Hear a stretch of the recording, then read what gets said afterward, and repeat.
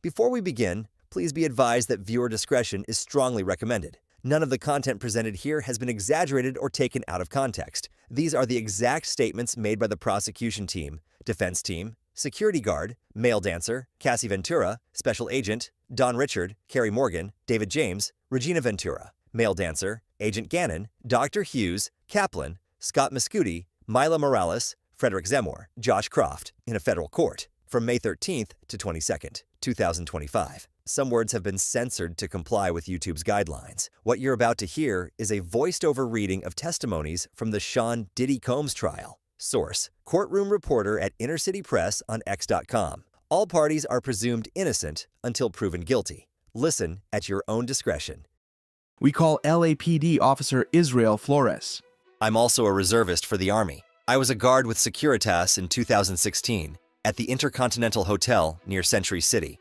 What happened on March 5th, 2016? I was told about the 6th floor. There, I recognized Sean Combs. He is there, wearing a gray sweater. What was your title? Assistant Director of Security. Let me show you a photo of the Intercontinental Hotel. It's shaped like a pyramid. What kind of incidents did you respond to? All kinds. We had a couple of there. We'd prepare incident reports, the 5 Ws. Would you attach photos to the reports? Yes, but not video. We did not have the password. When did this incident take place? 11 a.m. I got a report of a woman in distress on the 6th floor. I closed the security base and checked the cameras. There was an African-American man pacing back and forth. I didn't see a female. I rushed there. What did you see on the 6th floor? Mr. Combs in a towel and some light-colored socks. He's a rapper, producer, and Cassie on the floor. Let me show you photos. At this moment, the prosecution shows Flores a picture of Diddy in a tuxedo and in a separate photo, Cassie Ventura smiling.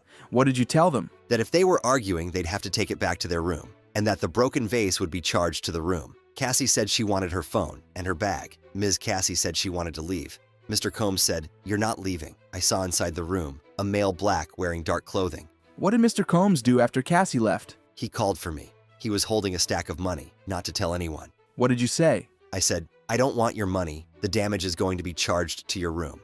Where did Cassie go? After I spoke with her, she left. A car pulled up. She left in a black SUV. Was there a driver? 7 feet. He said, "She wants to leave." I said, "I'm talking to her, not you." They left. Then what? We went up to Mr. Combs' room to remind him of hotel rules. He opens the door and grabs the phone and says, "Are you recording me?" I pinned him to the wall. I took photos of the broken vase to tell them to come clean it up. I went to write the incident report. Is this it? My report with my name on it. At this moment, the defense objected, and the judge said, "Noted." Then they continued. Then did you review the video? Yes. I'm handing you a thumb drive with videos. Did it have audio? No. Let's walk through it. Who is this? Cassie. And this? Mr. Combs. What's happening here? She picked up the wall phone. What did you find when you got there? The broken vase. What is at the end of this video? Me coming out of the elevator. Let's pull up the incident report again. Here, we reminded him that the checkout time was approaching. What did you add to the incident report after you reviewed the video? I described what I saw in the video. What else did you do with the video? I recorded 2 videos of it with my iPhone to show my wife at home. At this moment, Flores' video of the Cassie Hotel incident he recorded on his phone with his voiceover, including about how shiny his shoes were, is played for the jury. Then they continued. Did you work the next day? No, I had the next 2 days off. When you came back in, did you look for the video? I did, but it was gone. Did you ever see it again? Yes, recently.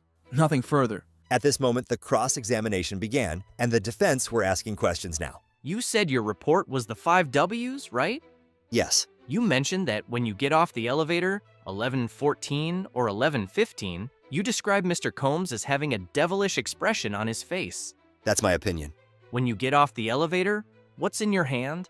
My radio. Mr. Combs did not attack you, did he? No. And was there any law enforcement involvement? No. You videoed for your wife and kept it, right? I did. But law enforcement was never called? They were not. You told the jury Mr. Combs said to Cassie, "You're not leaving," but your report didn't say that, right? At that point, I did not believe it was a significant fact. I'm not going to put down the back and forth.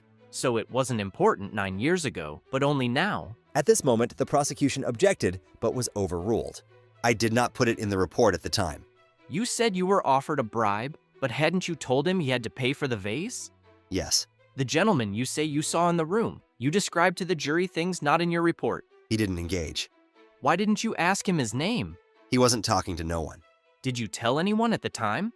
No. And the 7-foot driver, do you know who it was? I don't know. but Cassie knew him.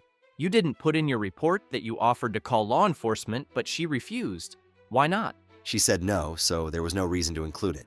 You said you put Mr. Combs against the wall. That's aggressive, isn't it? It could be, but I only put my forearm against his chest. But you didn't put that in your report. You're asking me to have put more detail in my report. Do you remember the layout? No, just a corner room. Was it a normal hotel room like I would stay in? Just one room? Or did it have a living room? I don't know. The third party, you said he was on a bed? It was a pullout. You were in the hospitality business as well as security, right? Yes. Mr. Combs, it was clear to you that he wanted to pay for the damage, right? At this moment, the prosecution objected, and the judge says, ask in a different way. After that, the defense said, It can be embarrassing for a guest. after this moment, the prosecution objected, and the judge sustained. Then the defense said, One moment, nothing further. and then the redirect began. Did you typically include every single detail in a report? No, Did he seem drunk or high? no. When he offered you money, what did he say? That he didn't want anyone to know about it, pretty much. Which way was Mr. Combs dragging Cassie? Back toward the room. Nothing further. At this moment, the judge asked if the defense wanted a recross, and the defense only asked one more question. They are motion-sensitive cameras, so there are gaps, right? Yes. Nothing further. After this, the judge asked for the next witness, and the government called a male dancer to the stand. What did Ms. Ventura pay you for? To have sex with her. Sean Combs was there too. My boss called me and said he couldn't find any of our black dancers, so could I go to a bachelorette party at the Gramercy Park Hotel in downtown Manhattan? What did you expect to do? A little stripper dance. She was in the hotel room in a red wig, stockings, and sunglasses. She gave me a few $100s. What was the room like? Red couches, Astroglide, a lubricant. There was a man on the right side of the room. The man had on a white robe and a bandana over his face, below his eyes, and baseball cap. From his voice, I recognized him as Sean Combs. What did he say? That he was into importing and exporting. He said he was having problems with my boss. At this moment, the defense objected, and then they continued. I'll get back to that. After the sex was over, what happened? Cassie gave me a couple of $1,000s more. He said to give them my phone number. I did. Cassie called me and asked me for a photo. Then what? She called me to go back. I did, for a few hours. And then a few times after that. Combs always present. Yes, Any other locations? Essex House, his residence on 56th Street, I believe 210 at the time, and at her residence on West End Avenue, I think number 10. What name were you to say you were there to see? Black. I would send her vulgar text messages. Like what? You want me to say it? Give an example. I'd text, I want to fuck you right now. How often did you use baby oil? Every time. Sean Combs said we didn't have enough baby oil on. He'd say, y'all slow down, separate from each other. One time he tried to have us role play, like we had just met at an airport. We weren't good, so we skipped that. What direction did Mr. Combs give you? He'd tell me to step off and back off. How many times, if any, were you told to urinate on Ms. Ventura? At this moment, the defense objected on the grounds of suggestive, but was overruled. They told me not to do it all at once. At this moment, the defense objected, saying, objection, to him saying they. Then the judge said, I've got it. Then they continued. What happened afterward? They'd leave me waiting for hours. The whole thing might go on for 10 hours. They were headed to the Essex Hotel. They said to go in 30 minutes. It was the first time he opened the doors himself, dressed in a suit, no mask. How did things change? He didn't feel... At this moment, the defense objected. Then they continued. Who, if anyone, recorded? Mr. Combs, with a cell phone and camcorder, he took a photo of my driver's license for insurance. He said, At this moment, the defense objected, and the judge said, focus it. What did you understand? he was threatening me. Once I went and Cassie was slumped over, he said, it's not going to happen this time. Did Mr. Combs offer you drugs? Molly, I guess it's called. I don't do drugs. MDMH, MDA, I think. I went out and handed out $100 bills. How did the Molly make you feel? Sick and euphoric, and like an idiot handing out $100 bills. Who else was present? A guy who told me he was an actual escort. He was having sex with Cassie at her apartment. The guy was like looking at Sean Combs, and Combs said, "Don't you be fucking looking at me?" The defense objected, and the judge said, let's get a fresh question. What did he look like? Black guy, kinda skinny. We exchanged phone numbers. Have you seen him in 10 years? No. Did it ever seem you were not the first person there? Yes. Half-used Astroglide, towels on the floor. After the $100 bills, did you see them again? I couldn't do it anymore.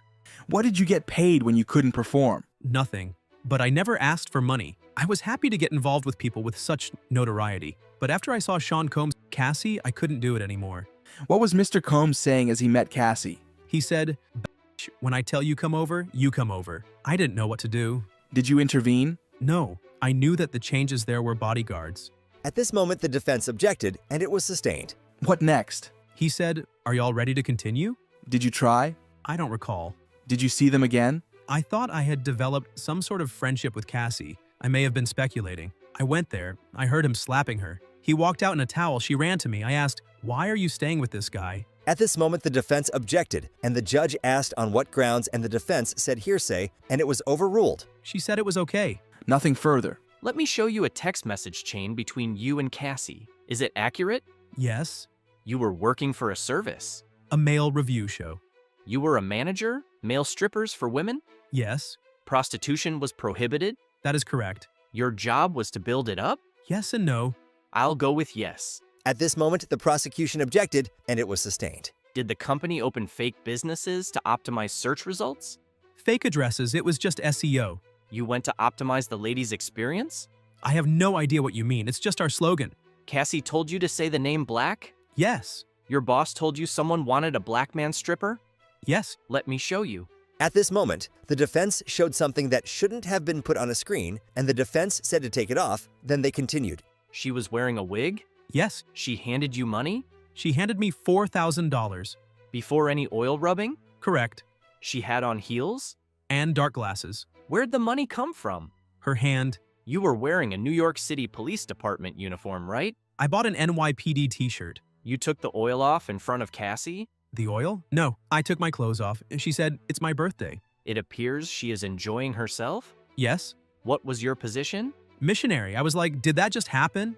She asked you for a photo? I do not know if Sean Combs asked for it. So, to continue, you returned to the Gramercy Hotel? Yes. While you and Ms. Cassie Ventura were having sex for hours, Ms. Ventura took the lead. No. You took the lead? We were equally doing our thing. There wasn't a leader. You decided together? Yes. Fair to say she was in complete control of everything she was doing? I can't say that. You did not wear a condom? I did not. Your boss told you Ms. Cassie Ventura paid for the hotel? Yes. She paid with her credit card? I have nothing to do with that. She used her card to pay for the dancer. Okay, that assaulted her apartment on 11th Avenue. I believe it was West End Avenue. You claim Mr. Combs told her to come over. She said she had her personal information on the computer, so wait a minute. And he threw a bottle at her? Correct. He comes out and says, "Are you ready?" Are you guys ready? Isn't it true Mr. Combs told you, "Yo man, I'm gonna have to deal with this. You need to get the f*** out"? That is not correct. In 2023, didn't you tell prosecutors he said, "Yo man"? At this moment, the prosecution objected on the grounds of it not being in evidence, and the judge said, you can only use it to try to refresh his recollection. Read it to yourself. Does it refresh you? I do not remember saying that. What I am reading here, get the f*** out. The prosecution objected, and the judge said, disregard that. Did you date a model named Malia? Malia, and I didn't say I dated her. We were friends. You were with her and saw Cassie with someone not Mr. Combs? Yes. You told Melia you saw Cassie socially? Yes. You thought Cassie wanted to see you one-on-one. Nothing to do with Sean Combs, right? I don't see what you mean. In front of the Dream Hotel, that's what you thought? No. You only saw her inebriated one time? I saw her passed out on the couch. Mr. Combs told me, I don't think it's going to happen today. The time with the other male, you rotated? Not correct. You watched? Yes. You said Mr. Combs was directing, but do you recall meeting the prosecutors on March 28th, 2025, and telling them you didn't recall Mr. Combs giving directions about positions? Yes. So he didn't direct? Incorrect. You thought you were in a relationship with Cassie, didn't you? No. You wanted to get alone with her, to date her? If she'd let me, I would have. You'd get jealous of Mr. Combs? No. Did you not tell them that Mr. Combs would tell you, "It's my turn"? At this moment, the prosecution objected and asked for a sidebar. Then they continued. Didn't you tell the government that you would feel jealous because you liked Ms. Ventura romantically? I do not recall that. Put up 35 to 70. At this moment, the prosecution said, just for the parties. I do not recall that. Nothing further. Please explain why you now say Mr. Combs directed you. He asked about positions, but Mr. Combs did tell us what to do. Use baby oil. The timing of the handing of cash, how did the amount compare to your stripping services? $3,800 more. How much were you paid to perform when you could? $700 to $5,000 or $6,000 of dollars. And when you couldn't perform? They paid me nothing then. Did Ms. Ventura call you after the Dream Hotel? Yes. Do you know who she was with? No. Did she answer your text messages? Never, almost. You said you wanted to hug her. Why? I could see she was afraid. What did you do? I could not engage. I was messed up. What did Mr. Combs say to you? He said, "It's time for you to go." In the Gramercy Hotel, who was in the room? Sean Combs, myself, and Cassie. When she appeared to enjoy herself, was Sean Combs always in the room? Yes. Was that the same man who called her bitch and beat her? I did not see the beating, I presume. At this moment, the defense objected and it was sustained. You heard slapping. Yes. Nothing further. This document, do you see where you said, "I'm on the Upper West Side"? She says, 10 West End Avenue, hit me when you're there? Yes. Do you see your text, "Don't give a f if I'm a little tipsy, I love y'all N-word"? Yes. And that was after the beating? Yes. Nothing further. Why did you write that? I wanted them to see I had no problem with what he had done. It'd keep it going. No further questions. The government calls Cassandra Ventura. How old are you? 38. What is your work? Musician and entertainer. How long were you with Sean? 10 years. Did you get in arguments? Yes, it would result in dragging. What else did he do? Me in the head if I was down. How frequently was he? Too frequently. I would get black eyes and Let me show you a video. Where is this? the Intercontinental in Los Angeles. It was after a freak-off. What does that entail? The hiring of an escort, setting it up. How did you feel when he first asked for it? Confused, nervous. I wanted to make him happy. Did you agree to one when he first proposed it? Yes. Then there were more. It wasn't something I wanted to do, at least not that frequently. I didn't know what no could turn into. What do you mean? Making him angry. What were you afraid would happen if you said no? That he had materials, What did you give the government? laptops. I've handed up GXB. Do you recognize it? Yes, I've reviewed this drive. It has communication and documents pertaining to Mr. Combs. Did you review photos on it? Yes, What's this photo? me in 2004 with Carrie Morgan. When did you sign with Bad Boy Records? 2006, it was a 10-album deal. Did you release any after late 2006? No, Who's in this photo? Kim Porter. She was Sean's ex from before me and the mother of his children. Where did you celebrate your birthday in this photo? In Las Vegas. Carrie Morgan was there too. We're out on his patio on my 21st birthday, VMAs. What happened then? Sean kissed me in the bathroom. I ran back to my hotel. I told Carrie. When you got back to New York? I'd visit him at the Trump Hotel in Columbus Circle. His apartment was being renovated. What were you doing with your music career? Trying to come up with a concept. Sean called all of the shots. What is the age difference between you and Sean? 17 years.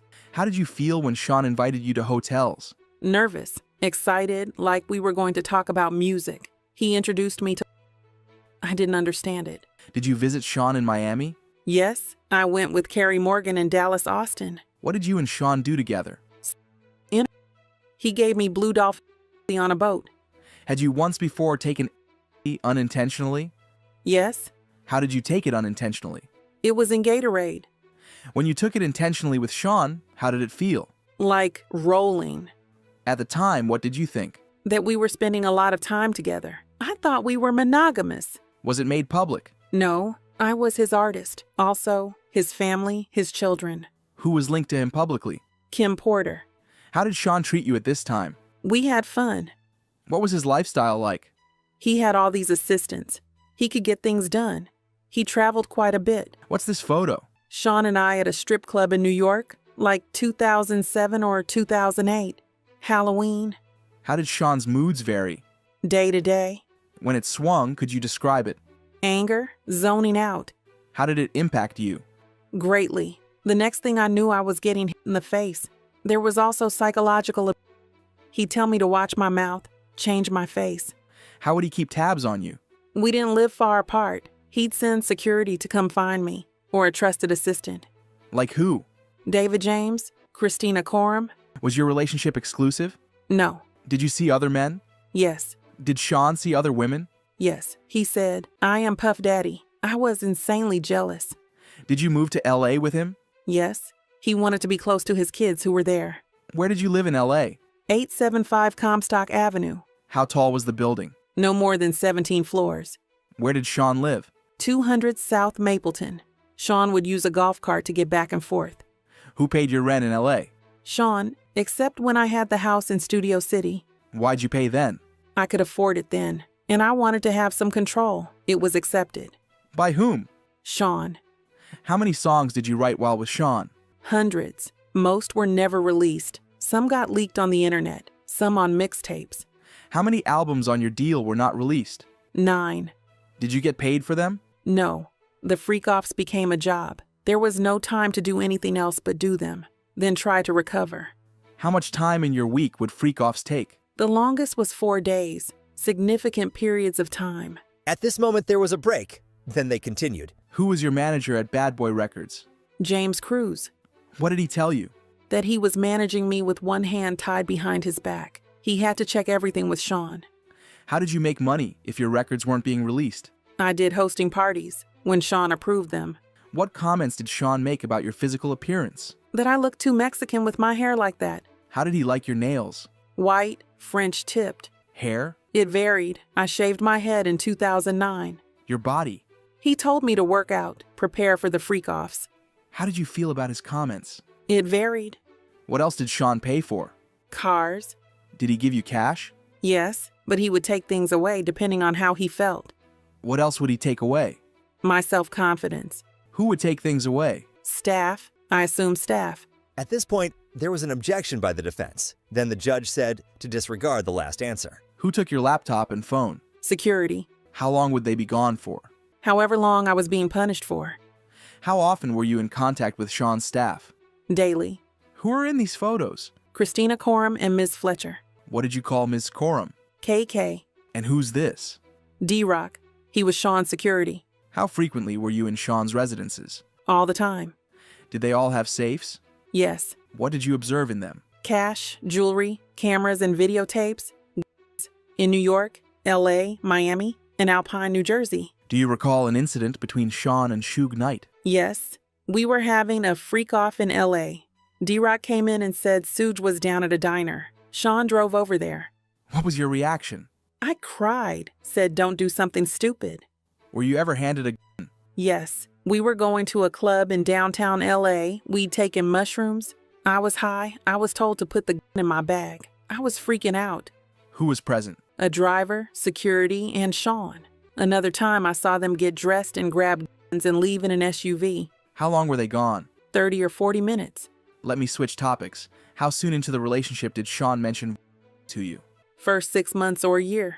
How old were you? 22. Why did you agree to try a freak-off? Good question. I wanted to make him happy. Where was the first freak-off? One of his homes in Los Angeles. Who is this? The first escort. Do you know his name? No. I'll call him the first escort. Were you aware he was paid? Yes. To dance and to have intercourse with me. What drugs did you take? Ecstasy and alcohol before things started. Did you disguise your appearance? Sean said we would disguise ourselves. I wore a masquerade mask. What was a session in a freak-off? Until the escort finished. How many sessions with the first escort? At least 2. How did you feel? I was high, so I didn't feel much. Dirty and confusion, and that he was happy with me. Why did you feel you couldn't say no? I didn't want to make him angry or upset after he'd shared this part of himself with me. How frequent did the freak-offs become? Weekly for a consistent amount of years. When was your last one? 2017, 2018. How long were you awake during the freak-offs? I never slept. I took drugs, ecstasy and Molly. Do you recall all of the freak-offs? That would be impossible. Did you want to stop? Yes. I was humiliated. I didn't have those words then. I couldn't talk to anyone about it. Did you tell him you didn't want to? Yes. I brought it up gently. I didn't want him to just do it with someone else. Were you able to express your concerns to him? At this moment, the defense objected to the question, and the judge told the prosecutor to rephrase his question. Why would you talk to him gently? I didn't want him to be angry. What is this? Email between me and Sean. What did you call him? Pop. Why? He asked me what I called my grandfather. I did it, but now I think it was disrespectful. What did you write? I really need to. Why did you write that? Because I wanted to be with him. I'll read Sean's messages. You read yours. You don't want to do anymore? I'm so predictable. What did you think this meant? That he knew I didn't want to do the freak-offs anymore, but then I backpedaled. Why? To not make him angry. He could be violent. Where'd you get your outfit? Pleasure chest elsewhere. Did you get piercings? Yes, Sean came with me. Which of his homes did you have freak-offs in? Miami, New York. What other homes? My homes, all but Studio City. In what other cities? Atlanta, Ibiza. In what hotels in New York did you have freak-offs? Trump, Gramercy. Intercontinental? 44th Street, yes. Elsewhere? Mandarin Oriental, Fontainebleau. What names were used? Jackie Starr I used. Frank Black. What supplies were used for freak-offs? Astroglide, baby oil, condoms. Who brought the supplies? Security, Sean's assistants. Which brand of baby oil? Johnson's. How was it used? Sean said, "You need to be glistening." Were there freak-offs where you ran out of baby oil? After this question, the defense objected the question on the ground of it being irrelevant. Then the prosecutor asked this question, You also mentioned Astroglide. but was also objected over the same reason. Then the judge asked for a sidebar. After the sidebar, they continued. We were just talking about Astroglide. How was it used? Lubricant. If you ran out, what would you do? We'd call either staff or the bell desk, give them a tip. Were the freak-offs lit? Initially, it was a candle, strong smelling, Glade. Any other use of candle wax? A few times poured on my body. Who set the temperature of the room? Sean, I was expected to do freak-offs on my period. Did you want to do that? No. Did you want to be urinated on? After this question, the defense objected, giving the reason of asked and answered, but the judge overruled it. No, I did not want it. How did it feel? It was disgusting. It was too much. I choked. No one could think I wanted it. Why were you choking? Too much in my mouth. Who else urinated on you? Sean. Did you want Sean to urinate on you? I didn't want anyone to urinate on me. How often did it happen? Often enough. Which hotel charged the most for damage to the room? The Intercontinental in New York. They redecorated the whole room for ridiculous money. Back to the urination. Why didn't you say no? It was obvious I didn't want to be on the ground being urinated on by two men. Where did you find escorts? Initially, Craigslist. At this moment, they took a break, but then continued. Ms. Ventura, in what cities did you respond to ads on Craigslist? In New York. Did you respond to ads on Backpage as well? Yes. Who directed you to communicate with escorts? At this moment, the defense objected to the question. Then the prosecution asked another question, Who, if anyone? before being interrupted by another objection due to assuming a fact, not an evidence. Did you ever reach out to an escort independently? No. Did you ever not use an escort who arrived? One couldn't perform, so Sean sent him on. What was a safe escort? Not a cop, and someone who'd not run and tell everyone about their experience with us. Why not a cop? I learned this whole situation was not legal. Before Cassie could finish her answer, the defense objected, and the judge said the jury will disregard that answer. How did Cash get there? Security, or he brought it himself. The escort Dave. Do you know his real name? Clayton Howard. Who is this? Photo shown to witness. Daniel. What service did you use? A dancer service. Do you recognize Jules? Yes. In what cities did you have freak-offs with Jules? New York, Los Angeles, Vegas. Do you know his last name? No. Who's this? I knew him as the Punisher. Did you use drugs at every freak-off? Yes. I need to disassociate and become emotionless. Who else used drugs at freak-offs? Sean did. Sometimes the escort. What other drugs did you use? Special K, GHB, mushrooms. I'll read Sean's parts of this email. You read yours. When should I take the thing? When will you be there? Pausing you there, what did you mean? Drugs. I took mine. I'm flying. What does he mean? He's high. Why did you take more drugs? To not be present with the experience. Why? Because it was something I hated. How did you react to ecstasy and MDMA? It could make me vomit. What would he say? To continue. Did you want to continue to have intercourse when you wanted to vomit? No. How does GHB make you feel? Drunk. Tipsy. Cocaine? Makes my heart race. I'm not a huge fan. Mushrooms? The walls come alive. After that answer, they took a break, but then returned and continued. When drugs ran out, how did you know who to reach out to? Sean would tell me. During the session, how would you know to move to the next step? Sean. What would happen after the escort f***ed on you? Sean would want it body in the next room. Did you do that? I did. Where? Usually. Did you want to do that? No. How did you feel? I was an object, being heavily objectified by men. Sometimes he would watch by FaceTime. Were some sessions recorded on your devices? Because they were there. If you saw them on your device, what would you do? I would delete them. Why? They were disgusting. I never wanted anyone to see them. Were Sean's devices used sometimes? Yes, I asked him to delete them. Did he? I don't know. Did you ever leave a freak off before it was over? Yes, at the Century City Intercontinental. I finally had a premiere coming up and I didn't want to mess it up, but Sean hit me. At what point did Sean hit you? Between sessions. What happened next? I got to the elevator. Next thing I knew, I was thrown to the ground. Who threw you down? Sean. He grabbed me by my neck and my hoodie. Let me show you the video. At this point, the prosecution showed Cassie the hallway video. What are you doing? Trying to use the hotel phone. What is Sean doing? Taking my phone and my bag. Ms. Ventura, I just handed you 2 drives. What is on them? GX8? Messages and photos from my devices. Yesterday you testified about Sean going armed to look for Suge Knight. Sean took guns with him. And he told you to ask the escorts if they were cops?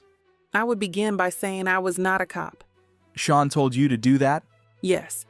What happened when you fought back? I did that more earlier in the relationship. It would make him more violent, want to push me harder. At this moment, the defense objected on ground of speculation, but was overruled. How would Sean react if you fought back? Anger.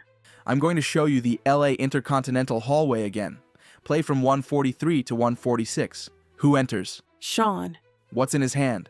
He doesn't appear to have anything. Play to 159. Now anything in his hand? My phone. How did he get it? Well, he took all of my stuff. Where does he end up? Sitting in a chair in front of the window. What are you doing? I'm walking away from him. Now who's in the video? Me and security. In this one, play from 531. Where did you go from the hotel? I took an Uber. Now let's turn to text messages. Can you read page 4? Please call I'm surrounded. Who sent that? From Sean. He was running around in a towel. I told him to put the robe on. Who sent these green messages? I did. I wrote to Sean. Jules left. As long as you're quiet, you can stay. Peace. Who was Jules? Escort. Is this Jules? Yes. B606 and 607 side by side. That's me. A selfie of me with a fat lip. When did you take it? In the Uber. With one of my phones. What did you write here? I said, please stay away from me. And what does he say? He says, I'm getting arrested. Was he? I don't think so. What did you write back? Plugging my phone in and going to bed. Who was at your home when you got there? Carrie Morgan. She was upset when she saw me. She called the police. Did you speak with them? Yes, but I didn't say who I was talking about and they left. Why? I wasn't ready. Did Sean try to come to your apartment? Yes, he was banging. That was pretty normal from him, but this is a pretty private building. Did you hear from Ms. Coram that day? Yes, and I went to see D-Rock and his wife to try to feel safe. In this photo, what are you wearing?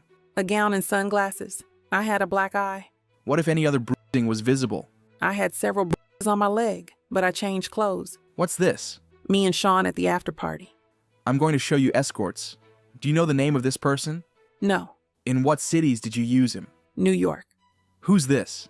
Islander. He was on Latin Men. We used him in LA and maybe Vegas.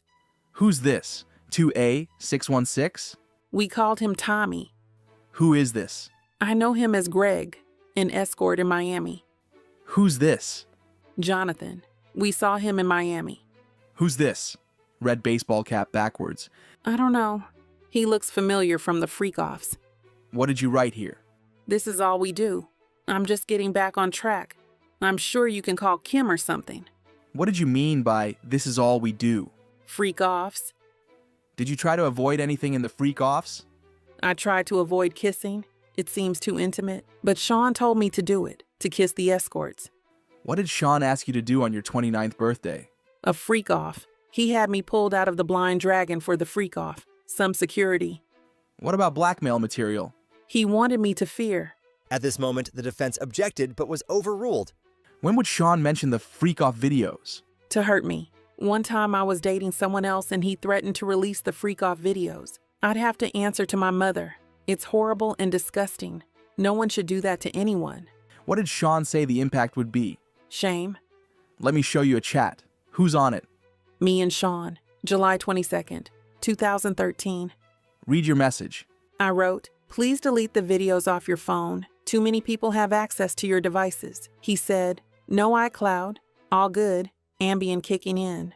At this point, The prosecution requested a sidebar, and the judge then called for a break to change some things in the courtroom. During the break, Combs was seen sitting at the defense table, speaking with his lawyer, Xavier Donaldson. After that, the prosecution stated there were issues with the privacy screens and said they would put that off and do something else now.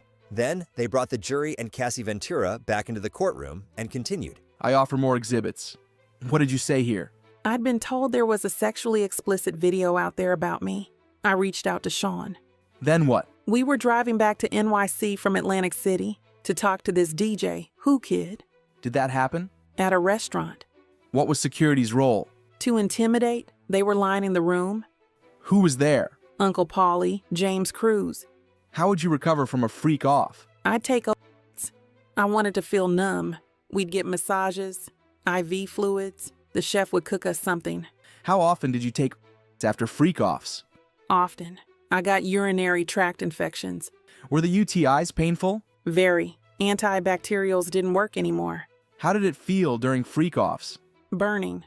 I would not advise it. Let's read this out loud. I have all these sores on my tongue. I have another UTI. What sores? Friction in my mouth. From what? Oral. You said another UTI, then sad face emoji. I was open with him about them. So you feel sick. Why are you sorry? I took the blame for things. Which escort would go to sex clubs with you and Sean? Jules. The escort from the Intercontinental in LA. Yes. Did you want to have sex with Jules? Ever? No, but I knew him. Why did you do it? Sean. Who was present when Sean put his hands on you at freak-offs? Sometimes the escort was there too. In the same room? Yes, Jules. And in the suite? Yes. Were they aware? At this moment, the defense objected but was overruled. Yes. The escorts would ask me if I was okay afterward. In what cities did he put his hands on you? New York, Los Angeles, Miami. How frequently? Too frequently. What's the Abbey? A gay club in LA. I went there with my friend. Where were you going? To a music festival in Canada run by Drake. Sean came to my home and tried to attack me. I was thrown into the bed frame. What's this?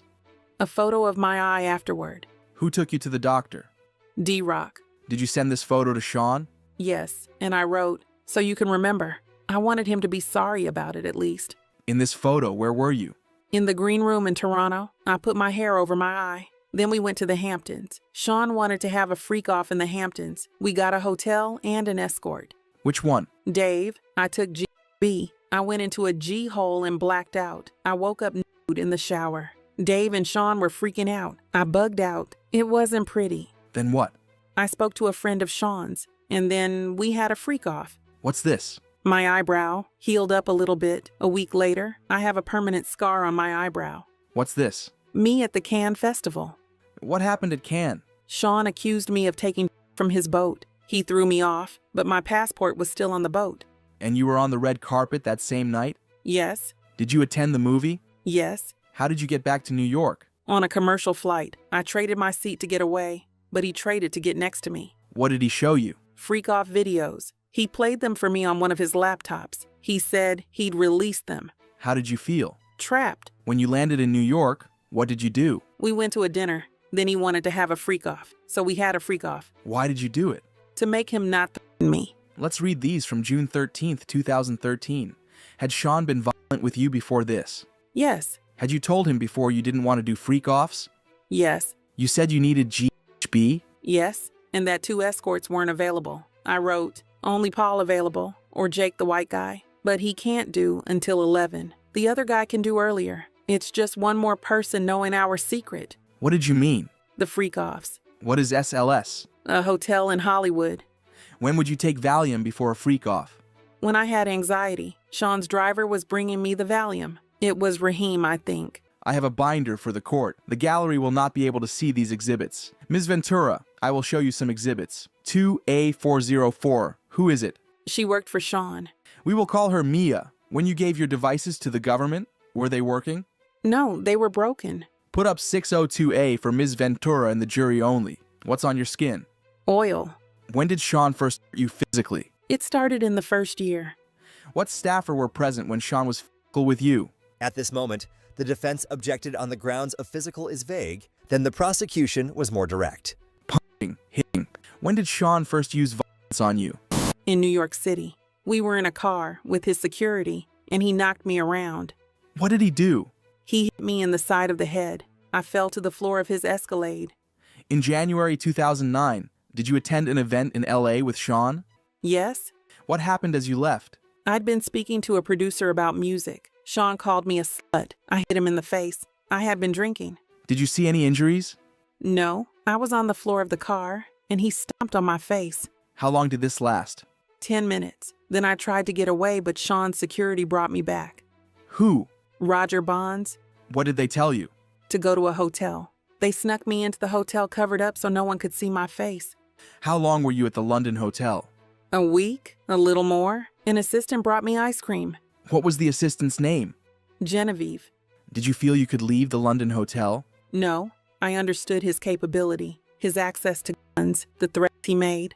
When you were taken to the hotel after the assault? Trust me, we know that didn't make sense, but let's continue. No. Did you know that this assault incident was reported? I know there was a blind item on the internet without our names. Who raised the blind item to you? My mother. At this moment, the defense objected. It wasn't said what grounds, but the prosecution then said, Not for the truth. then the judge overruled the defense's objection. This was before FaceTime was very popular, so I could hide myself. She asked if it was me. What did you say? No, I did not want my mother to know something of that magnitude and be in danger. When you went to a party with your girlfriends, what happened? I saw executives from BET. Then I heard that Sean was there. What did you do? I left. I ran out as fast as I could. Why? I thought he was angry. Did he come to the hotel where you were staying? Yes, he beat me up and called me names. My face was bruised. This photo. Who is it? Scott Mascuti, known as Kid Cudi. We dated in 2011. Did Sean find out? Yes, in my phone. Sean went through my phone during a freakout. He found an email. About what? Taking my toiletry bag to Scott's the next day. Sean put a wine opener in his hand and threatened me. I called Scott on a burner phone. Where did you go? To Scott's house. Then I talked with Capricorn Clark, one of Sean's assistants. Then what? I went to the house Sean was staying at. He told me he would release videos and hurt Scott and I. What videos? Freak-off videos of me. Sean kicked me in the back. I got a bruise. Where'd you go? To my hotel with the burner phone. The room was torn up. Someone peed all over the floor, pooped in the toilet, and didn't flush it. It was gross. This was just before Christmas. I sent an email to my mom in Capricorn from my flight to Boston and Connecticut. What did you write? That Sean said he would release the tape of me on Christmas and he'd had Scott and I hurt. He said he would be out of the country then. What are these photographs? My mother took them in Connecticut of the bruises on my back. Were you entirely honest with your mother about the abuse?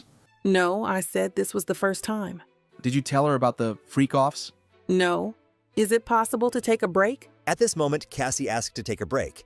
The reason is unclear, perhaps because of her pregnancy. Or maybe the questions were making her uncomfortable that she needed a break. What do you think? Let me know in the comments down below. Let's continue. Once they came back, the judge asked the prosecution, how much longer were they planning to question Cassie?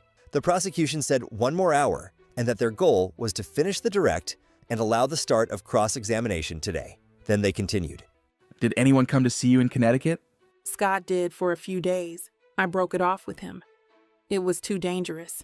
At this moment, the defense objected, and the judge overruled it. Sean said he would hurt both of us. Where did you go after Connecticut? I went to see Sean. He was in Arizona, his son, college. I told my mother I was going to LA for work. Did Sean talk about Scott's car? Sean said he wanted Scott's friends to see Scott's car blown up. What happened next? We met, Sean, Scott, and me. Scott said, "What about my vehicle?" And Sean said, "What vehicle?" And that was the end of the meeting. Put up the photo. What is this? Me and Sean in Kingston, Jamaica for Sound Clash. Were you bruised? Yes. And this photo, what is it? Me in Sean's bathroom, September 18th, 2015.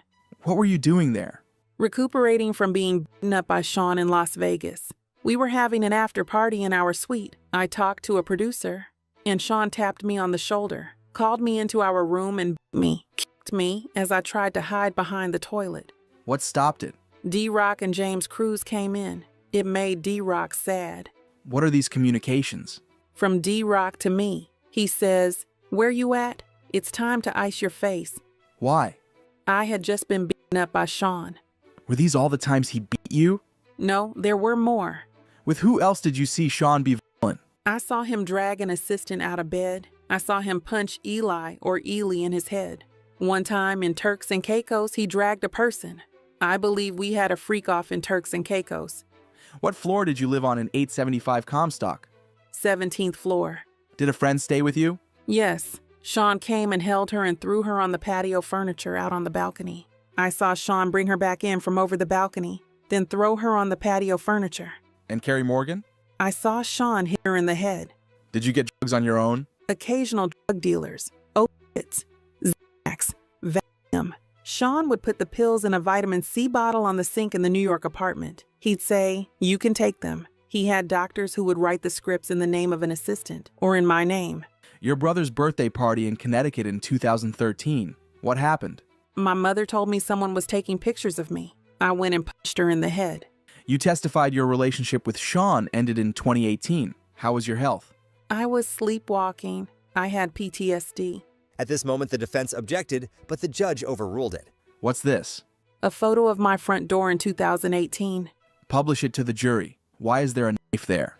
Sean was coming around a lot, so I had it. August 2018. What happened? We were having a closure conversation at a restaurant in Malibu. He was trying to convince me to go to Burning Man. Were you seeing anyone? My now husband. What happened next? Sean came to my house and raped me on my living room floor. His eyes were black. It was like taking something from you. You cried. What did Sean do? He continued and fished inside of me. Then he got up and left. Did you ever have sex with him again? Yes, voluntarily. We had a good night. I went back to his house. Can you explain why you did that after he raped you? We had been together 10 years. Who did you stay in touch with? Most people, though, I pulled away. What did you message Sean about after that? Just checking in. What did he send you? That he had iPads full of images. Get him his money. Money back for what? For having paid my now husband to be my trainer. What did you write back? Do you want me to tell the truth? It's much deeper than iPads. There was abuse, more than freak-offs. There was a time I couldn't take the pain, tried to walk out in traffic. My husband wouldn't let me. I had trauma therapy. Did you write? A book with chapters. My mom helped. What did you want with the book? That Sean read it. What pain did Sean put you through? Shame. To carry the things that were shameful for him. I took on a lot of responsibility for that I never should have. He brought the concept to me when I was 22. It was expected of me. I felt terrible. How did you get chapters to Sean? Through my attorney, and I reached out to KK. I asked her if he read it. She said it was not taken seriously. How much did you ask for the book? $30 million. Did you sue? November 2023. What happened with the lawsuit? It settled for $20 million in 24 hours. Why are you testifying in this trial? I can't carry this anymore. What's wrong is wrong. I treated people like they were disposable. Escorts, anybody. How many freak-offs did you have with Sean? Impossible to know. Hundreds. After you broke up with Sean, did you ever do a freak-off? No. No further questions. Ms. Ventura, you loved Mr. Combs, correct? I did. For 11 years, you took care of him. In some ways. You called him larger than life. I did. Others called him Diddy or Puff Daddy, but you called him Sean, right? Yes. You knew a version of him the rest of the world couldn't see, right? At this moment, the prosecution objected, but was overruled. In ways. You kept coming back to him for 11 years? I wouldn't say coming back. You believed he loved you too. I did believe he loved me too. So when he cheated on you, it hurt. Not every time. At this moment, the defense said, Bring up this defense exhibit. but the prosecution objected and said it was not an evidence, and the judge agreed that it was not an evidence. Then they continued. Ms. Ventura, read this just to yourself. Why did you send this message? To let him know I was going to dinner. What was going on when these messages were sent? I'm not sure. What was going on in your relationship then? It was early. We were loving. I offer it. At this moment, the prosecution objected on the grounds of being offered the truth, but was overruled. Please read.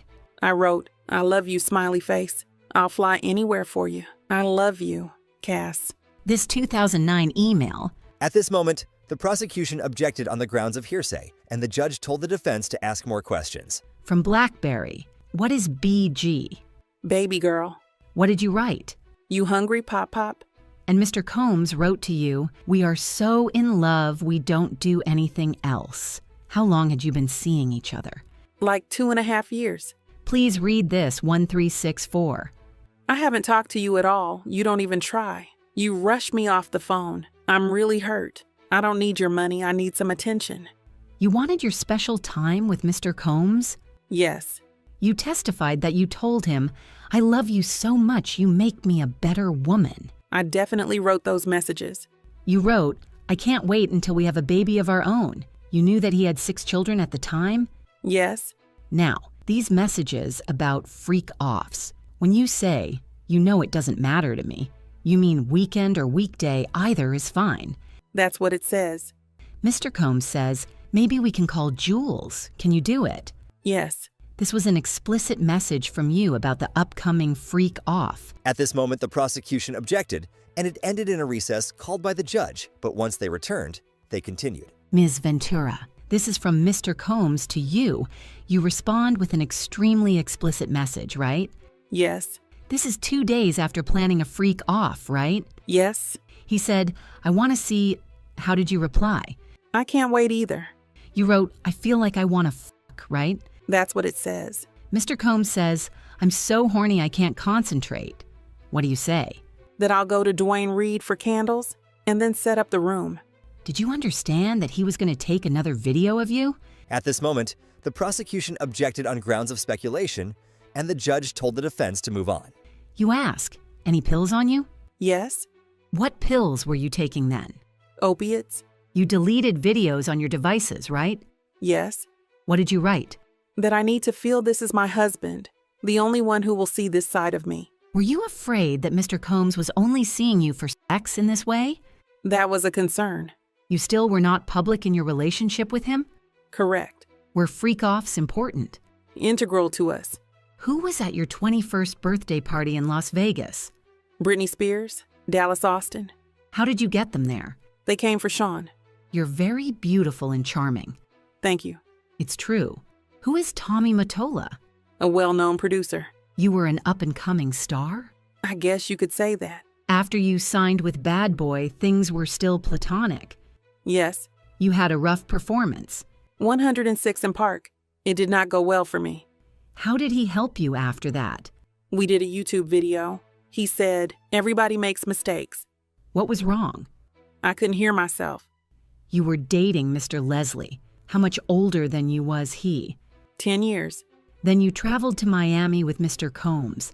The flyer of the event was just a cover to spend time with Mr. Combs, right?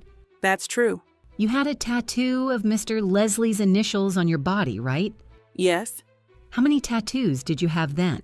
At this moment, the prosecution objected on the grounds of relevance. The judge overruled it and said, "But let's keep it moving." 3. The one on your arm? No regrets. Mr. Combs taught you how to do oral sex? He did. Look at this. Tell me when you're ready. Can you read it? You can read it. It's making me laugh. It's from 2007. You wrote, "I feel protected. You are sweet." You wrote, "I see that Carrie is better fitting for you. I'm hurt that you think I'm malicious. You're very important to me." Cass. What were you trying to convey? It's like a journal entry. You discussed Carrie Morgan. Did you think Mr. Combs was attracted to her? There was a point in the very beginning. Did that complication carry on in your relationship? Not really. Carrie was just always with us. I'd like to start asking about freak-offs. Sometimes you wore a wig and a mask? Yes. The general public did not know. At this moment, the prosecution objected, and the judge told the defense to rephrase the question. No one knew until November 2023 in the public. Yes. Fair to say his career was ruined after your lawsuit? I can understand that.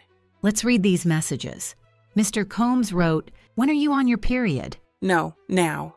What you be thinking about when you horny. Ms. Ventura, if you don't want to read the answers, I can read them. Thank you.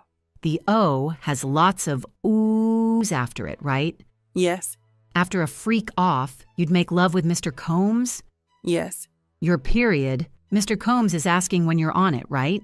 Yep. He's asking in the context of when to meet up and have sex. Looks like it. Sometimes you watched him with a female? 2 or 3 times. Did you talk with Mr. Combs about the swingers lifestyle? That no one talks about it. Were you keeping freak-off secret from your friends? Yes. His assistants help him? With everything.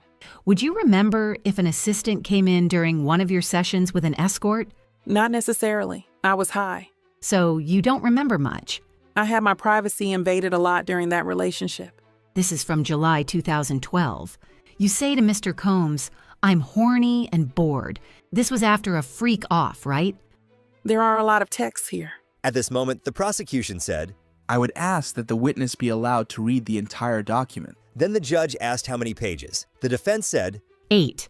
then the prosecution said, We don't have a copy for the witness. so the defense said, We'll show it on the screen. so it was shown, but not in the public gallery. You said Mr. Combs often put you down, but he also sent you encouragement and called you a queen, right? Yes. At this moment, the judge asked for a sidebar, then continued. What would trigger Mr. Combs' incessant calls to you? Anger. Doubt about where I was.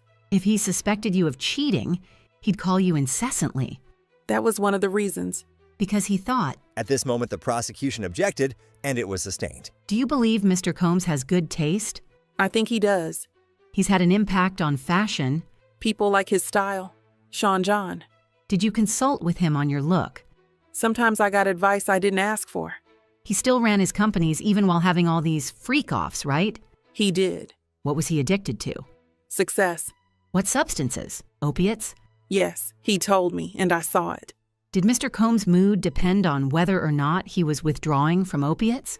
He was more irritable, I would say. What other drugs was Mr. Combs addicted to? At this moment, the prosecution objected on the ground of no foundation, but the judge said, I'll ask if I want the grounds, then sustained and said to rephrase it. What was his drug of choice? Ecstasy or MDMA. Opiates daily? When he was doing them. You saw him withdraw. Yes. Let's turn to GX411.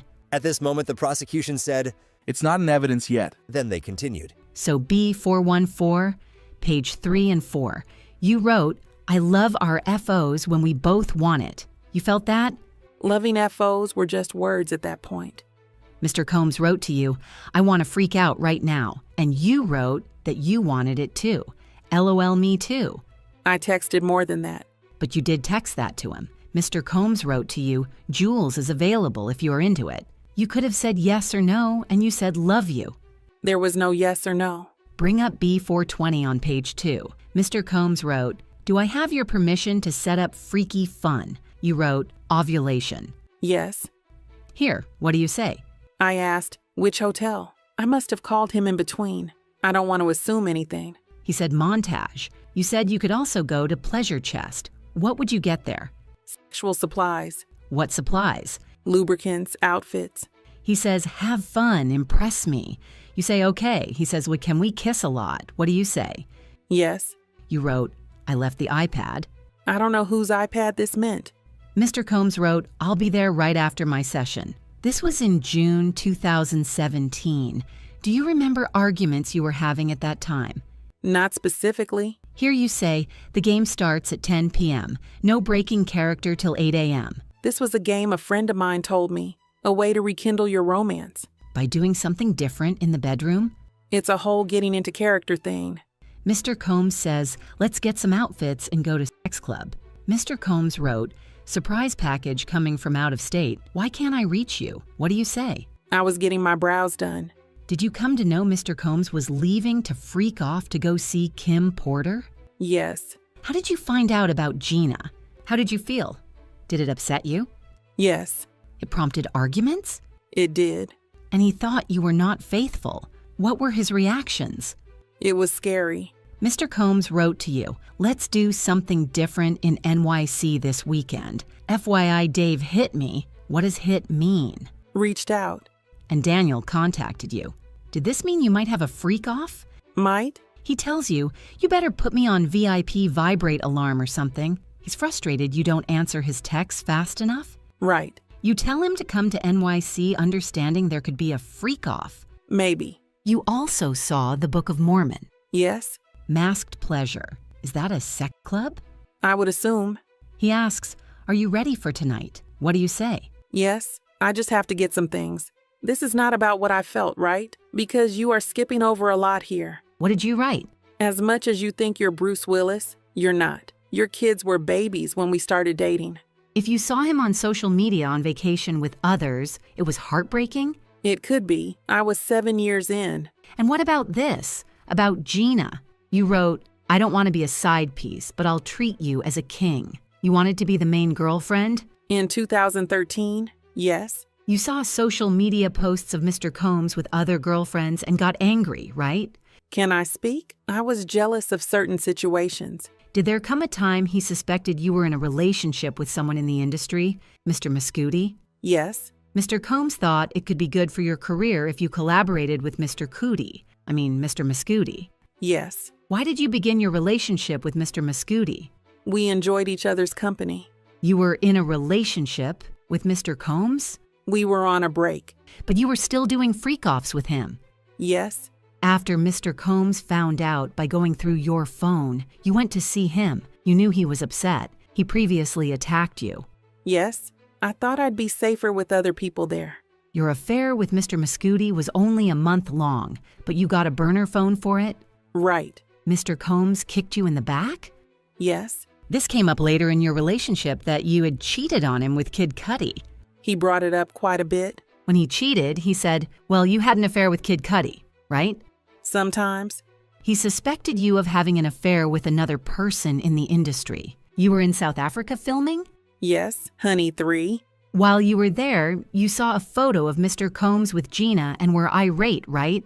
Angry? You blocked him and focused on the movie, right? I tried my best. Mr. Combs suspected you of a relationship with whom? Michael B. Jordan. You sent a video not only to Mr. Combs, but also to staff. Who? D-Rock? Yes. You sent it to them because you were angry with all of them. I was hurt. I spent all my time with them. You thought they were in on it. The physical abuse. When did your father learn about it? Same time as my mother. Did Mr. Combs come to Connecticut to speak to your parents? I don't know if it was then. Carrie Morgan knew about the abuse. Yes. The eyebrow gash incident, what was it about? Didn't answer the phone and went to sleep. I was supposed to be packing for a trip. He was inebriated? I don't remember that. Why were you asleep? A drink at the Abbey had something in it, I think. Did Mr. Combs ever abuse you while he was inebriated, then say he didn't remember it? Yes. Did you feel he was not taking responsibility? Yes. For drugs, you'd both go to rehab? Rehab wasn't really a thing during our relationship. The freak-offs were an opportunity for you to take drugs together? Yes. You went a lot to Burning Man? Yes. Did you ever call yourselves Get High Partners? We did. Did you take drugs from him without him knowing it? Yes. What was his reaction? Explosive. Did he tell LA dealers not to deal to you? Yes. You told Ms. Coram that you learned only after the fact that Mr. Combs had dangled Ms. Bongolan off the balcony? I'm not sure. You were on drugs? I'm not sure. You got a life coach for your drug use, according to this document. I don't know who that person is. You were doing a lot of drugs? It was a rough time. You tried to get into a rehab, the Golden Door. It was a spa. There was a time I lost all sense of smell and taste and woke up in a hospital with an IV in my arm. I tried then to get help. The time after San Bernardino, you learned that he had overdosed. A very strong opiate, yes. Were you ever not addicted to painkillers? We took Ibogaine. Where did you get it? Cancun, Mexico, separately. When Mr. Combs threw you off the boat in Cannes, when he accused you of taking drugs and squeezed your leg. Among other things. But you still wanted to be with him? I did. Switching topics, when you say Mr. Combs went with guns to find Suge Knight, do you remember telling the government that you did go with them? No. Let me show you. At this moment, the prosecution said, Just for the parties. Then they continued. I did not go with them, so I don't think I said that. You also did with Ms. Morgan, right? Yes. Do you recall telling the government that you did not see what he did, hitting her in the head with a wooden hanger? I saw the hanger. I saw he was angry that I was doing drugs with Carrie. This broke up your 17-year friendship with her? It did. Did you tell Mr. Combs about your relationship with your now husband? No. Ms. Morgan sued you and Mr. Combs. Made a demand. And you paid part of that? I did. And you haven't spoken with her since? Maybe one text. That was the relationship ender? Yes. You would heat up the baby oil? Yes. Now, is this from the day before the Intercontinental Hotel incident? At this moment, the prosecution said, This is a long document. We need time to read it. so they took a break. Is this from March 4th? At this moment, the prosecution said, With UCT time, it is March 3rd. then continued. Okay, Mr. Combs refers to accessories. For the premiere. You sent him an explicit message? Yes. He responded with with a number of M's. He wrote, "Too bad you have to work, LOL." He did. You ask him, "Are you feeling better?" Then he's discussing bodily function. Yes. Could we just clarify what time these messages are really from with the UCT? At this moment, the prosecution said, There's a stipulation on that. and this document was shown. You can pause to read it if you want. Then they continued. Mr. Combs went to your premiere lunch at the London Hotel? He did. Then he says, "I just got out of a spiritual therapy session." I asked, how did it go? He said, "It's a process. This is leading up to the hotel incident. You say, 'Baby, I want to FO so bad.' You were asked in your direct and said you didn't want him to ruin your premiere."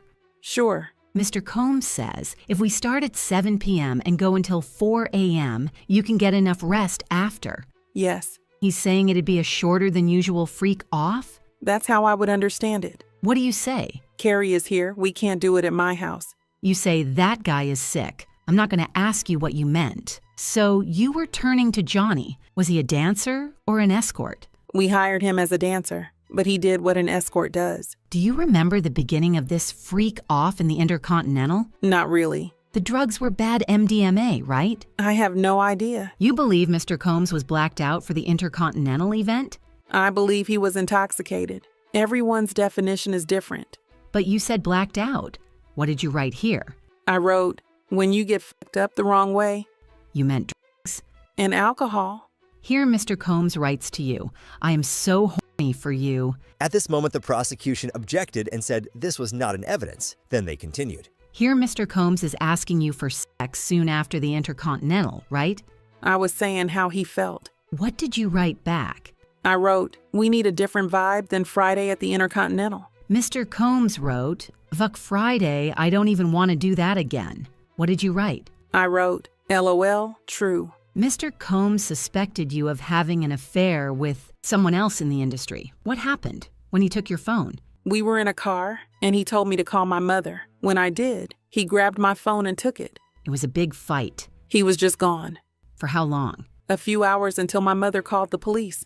Did Mr. Combs go through your phone? I think so. And he called someone on it. The person you had an affair with? I don't know if he's playing anymore. But he was an NFL player, and he was jealous. Wasn't there a time he found out you were dancing with another person in the entertainment industry and took your phone, right? I don't remember. It was Chris Brown.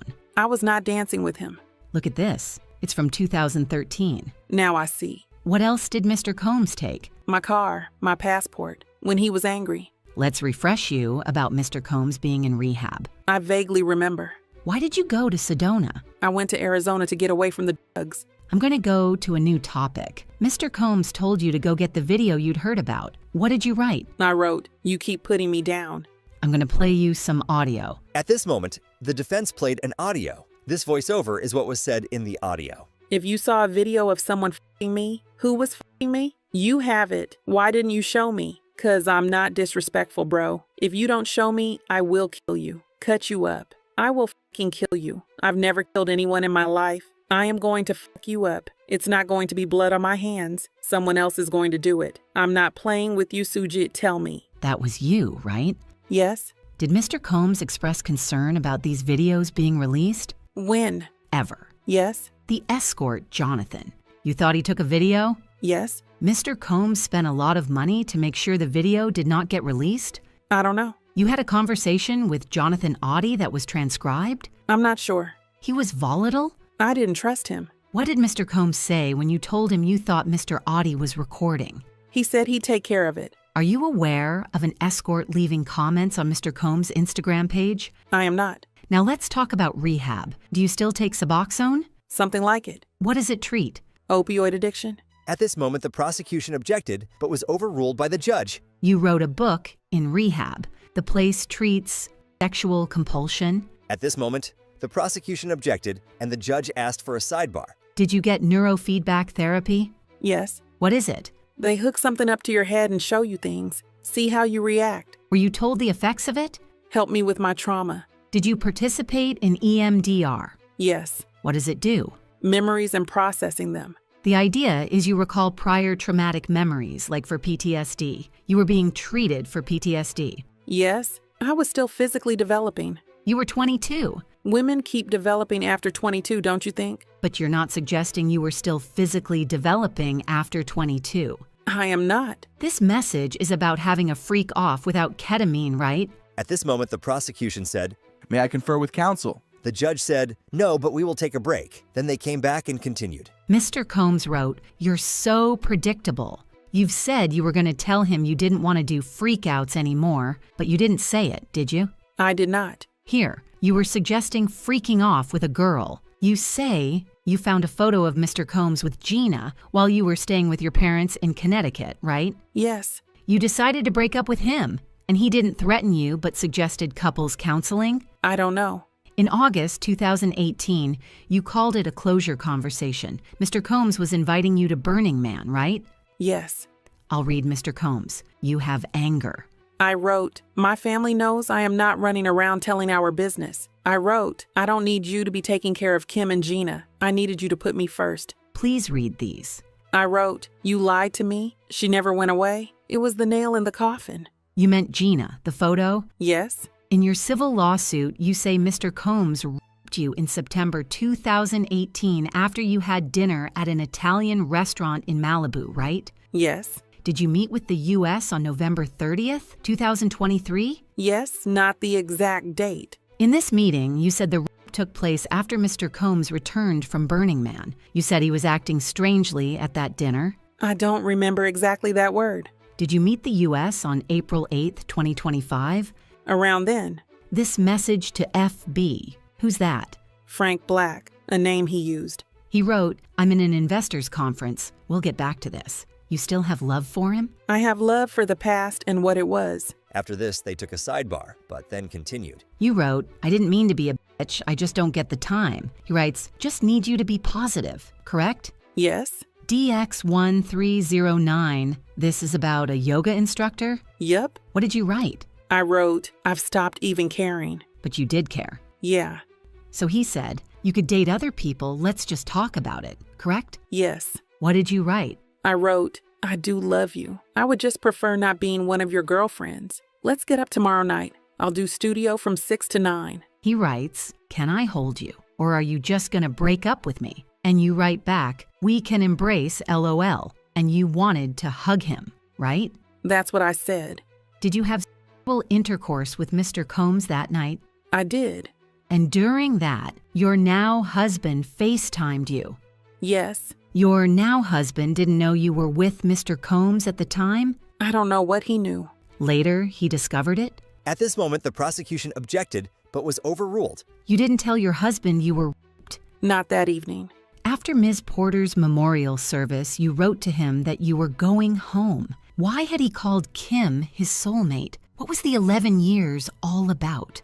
Yes. That was hurtful. At that time, yes. And after that memorial service, you never saw Mr. Combs again, right? I did not. He let you go, right? I never saw him again. I don't know about letting me go. You got married to the love of your life, right?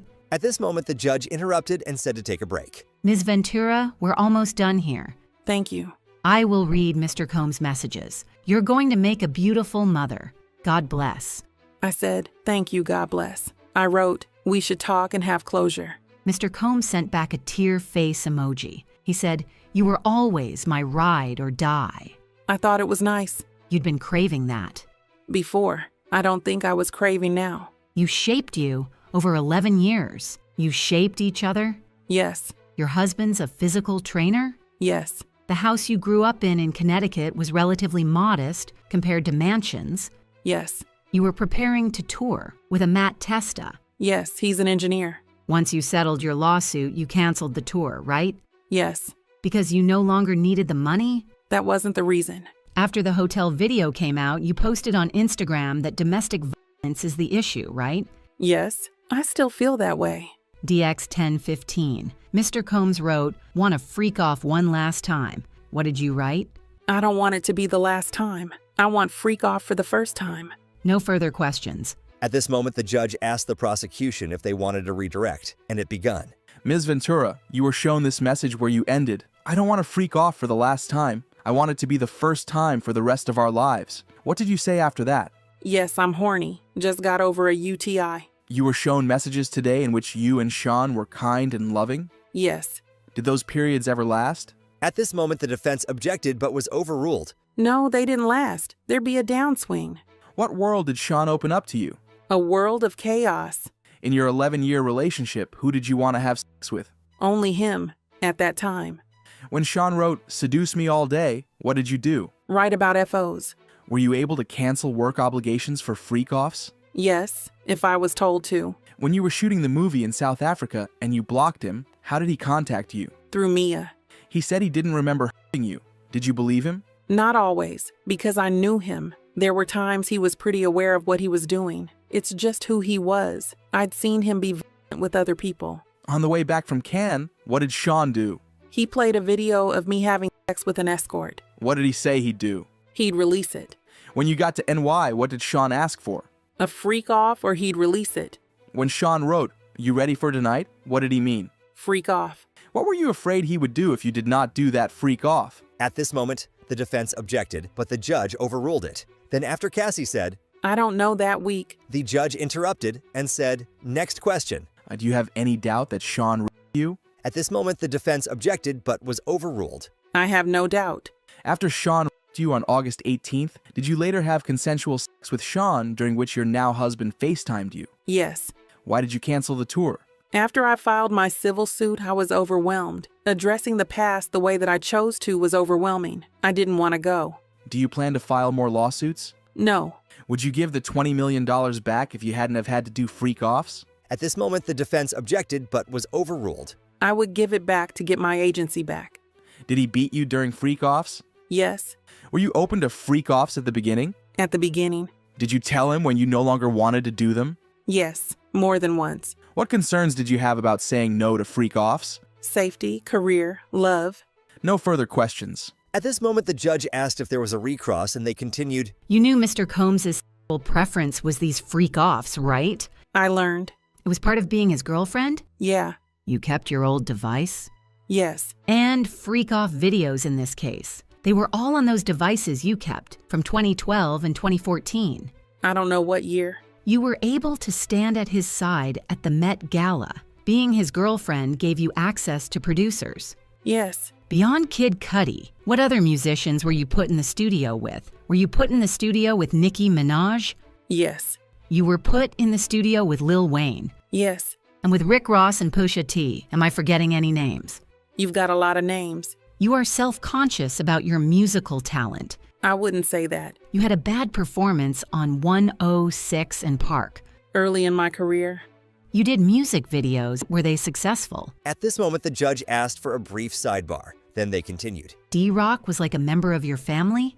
Yes. Like a brother. The assistant Mia, you also had a friendship with? Yes. Okay, here you begin with an explicit message, and he responds with one, you are actively sexting.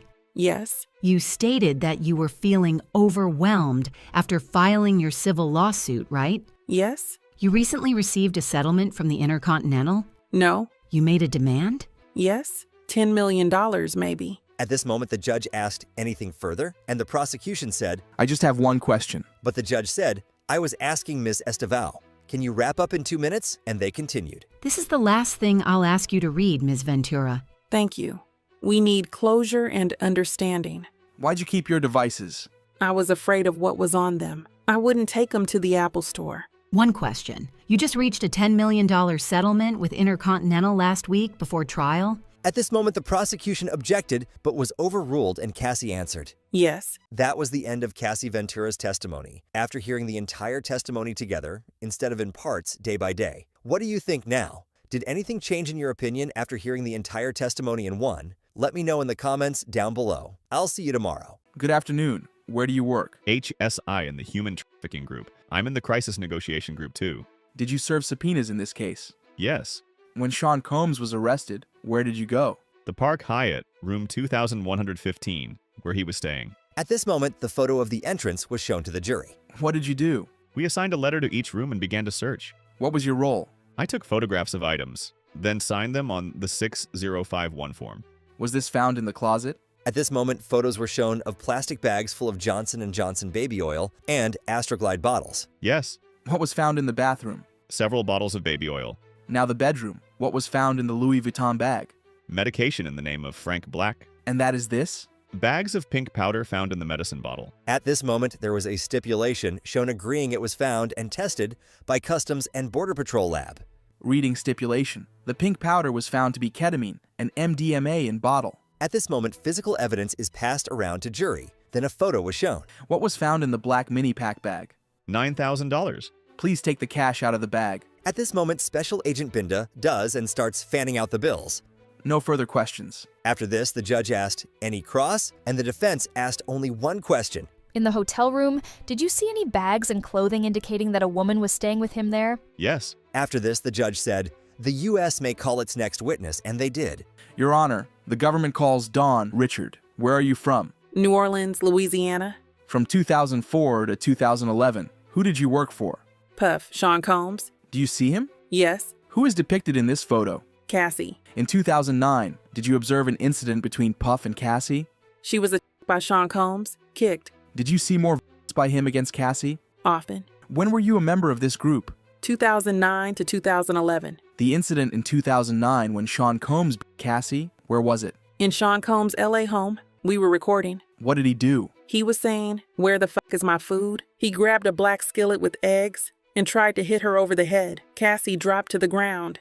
What did she do? She went into fetal position. Then what? Sean Combs was kicking her in the head and body, then dragged her up to the first floor, glass breaking and yelling. I was scared for her, and for me too. Did you intervene? No. Did you call police? No. The next day, what happened? That it had been passionate and she was okay. That it would be better if we didn't talk. That people could end up missing. How did you understand that? Death. At this moment, the defense objected, and the judge said, "Sidebar." When Mr. Combs told you people could go missing, how did you interpret it? That people could die. I couldn't believe that this could be the beginning of a journey for us. As Diddy Dirty Money? Yes. What did you observe? He would drag her and kick her and punch her in the mouth. What would prompt these acts of violence? At this moment, the defense objected, but was overruled. When she would speak up for herself. Who in security witnessed these things? D-Rock and Bonds. Where did Ms. Ventura get hit? Her knees, her face, all over. Did there come a time you were in NY for a festival? Yes, in Central Park. In the residence. What happened? He punched Cassie. She came into the bathroom crying. You could see her upset, like she was hurt. What injuries did you observe? Swollen eye. Why'd you remain with Ms. Ventura after this incident? I wanted her to feel supported. What's this? At this moment, the prosecution showed Don Richard a photo of Cassie in sunglasses, and Don Richard too. The Central Park event. Why did you wear them? Solidarity. The next assault. Who was there? D-Rock, Capricorn Clark, Harv Pierre. Who was Mr. Pierre? At Bad Boy, answering to Sean Combs. Did they do anything? None of us did anything. When we drove back to LA, he slapped Cassie in the mouth and told her to shut the fuck up. How did the passengers respond? We stayed silent the rest of the ride. I asked myself, if he did that to someone he supposedly loved, what would he do to an employee? So I'd approach Mr. Combs with softness. Did you try to intervene in the relationship? No, for my own safety. Did you see Mr. Combs using drugs? Yes, weed, ketamine, Molly, cocaine. Opiates. That I never saw. Who brought him the drugs? One stop. He had it all, including Plan B, birth control. Did you see Mr. Combs with guns? Yes, handguns, on his lower back. Who else had guns? Security, D-Rock and Bonds. What did you do after Bad Boy? Sing. Whenever I got momentum, I'd get a FaceTime from him. How would you speak to him? Very soft. I'd always call him bro. Why did you not disclose the abuse you'd seen? I was told not to, by Mr. Combs and Harv Pierre. When did you speak out? 2024. I saw Ms. Ventura take the stand and tell the truth. At this moment, the defense objected, and it was sustained. Did you see Ms. Ventura file a civil lawsuit and then file your own? Yes. You are aware there's a motion to dismiss your lawsuit? I have civil lawyers. You sat with the prosecutors, and your allegations have changed? I've been consistent. You testified he attempted to hit her about the eggs, and Ms. Ventura dropped down in a fetal position, right? Yes. Did you ever say you heard a pan hit the wall? You didn't see it? I don't recall. Would you agree with me it has been hard for you to keep your story straight with respect to this egg incident? I told it as close as I could. The day after, you say Mr. Combs said people go missing? Yes. Let's go to your interview on March 18th, 2025. You did not say anything about Mr. Combs told you people go missing. I don't recall that. No worries. I'm going to show you a document for the parties only, page 5. Isn't it true the first time you said this was a week ago? Would you like me to show you your previous interviews? I know what I said. You said Mr. Combs made a death threat, one that you didn't recall 7 times? Let's move to alleged incident before the Central Park concert. You are aware there was a camera crew? Not in the bathroom. You were filmed in the park. Are you aware if the video has been turned over? No. About the guns. You didn't tell the prosecutors about, I saw guns at Diddy's house? They didn't ask. You never saw Mr. Combs pull a gun out and wave it around, load bullets, or cock it? He just had it. Did you tell the government you never saw Mr. Combs do cocaine? I don't recall. Your testimony has changed on quite a few things. As time progresses, I remember more. You saw One Stop sell drugs. You saw him take money. Yes. All right, 1 second. Didn't you tell the government you never saw anyone pay him? So you lied, right? No. At this moment, the judge asked for a sidebar. Then they continued. It was you who reached out to Mr. Combs to work with him again? Yes. But he had threatened you, right? You asked him to work with you again? Yes. The songs you released on your own have not reached the level of what you released with Danity Kane and Diddy Dirty Money, right? True. And you reached out to Mr. Combs to try to make more money, right? Yes. At this moment, the prosecution asked for a short sidebar. Then they continued with a redirect. Why did you file your civil lawsuit? When I worked for Sean Combs, I had no sleep, the conditions. In every meeting with the government, did you say that Mr. Combs beat Ms. Ventura? Yes. Why'd you reach out to Mr. Combs? One of the judge on making the band, Lorianne Gibson, I wanted to reach out. At this moment, the defense objected, and it was sustained. How often would you hear from Mr. Combs after you left Diddy Dirty Money? Sporadic. Why did you reach out? To help Kalena Harper. No further questions. At this moment, the defense asked for a sidebar. Then the recross began. You admit you reached out to Mr. Combs to re-engage. You claim only to have a relationship with Lorianne Gibson. But if it got back together, you'd have to see Mr. Combs more, right? Yes. You sued for money, right? For justice. But the suit asks for money, right? Yes. No further questions. After this, the prosecution asked for a redirect again, and they took a break. The government calls Carrie Morgan. Where do you live? Los Angeles. Who is this? Cassie Ventura. What was your relationship? We were best friends. Her boyfriend to me. Do you see him here?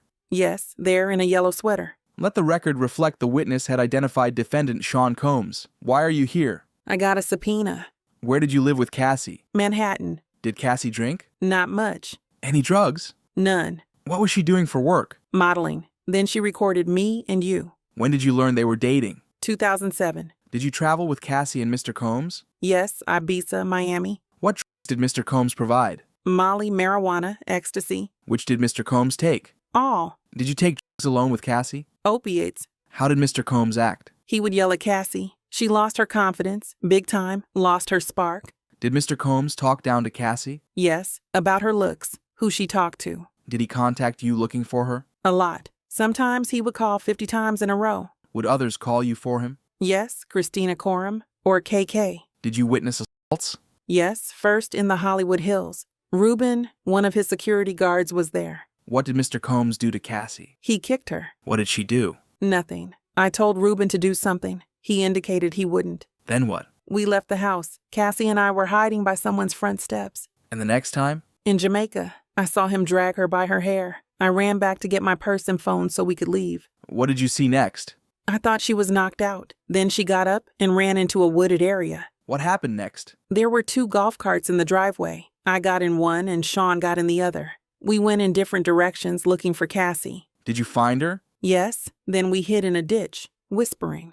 What about the incident at Comstock? Cassie came back with a hoodie covering her face. Then Sean came and tried to get in, hitting the door with a hammer. I called D-Rock. Did he get in? No, then the police came. What happened? Cassie wouldn't show them her ID. Nothing happened. They left a card. Read this message. Did you send an attachment? Yes, a photo of the card the detective left. Did Mr. Combs ever assault you? Yes, he hit me with a wood coat hanger and choked me. Where did the hanger hit you? Behind me, right ear. What did he express concern about? Who Cassie was cheating on him with. Who did you speak to about it? Ryan, Sean's old assistant. What did he do? Nothing. I have not spoken with Cassie since. At this moment, the cross-examination started. You were Ms. Ventura's best friend since 2004. Actually, 2001.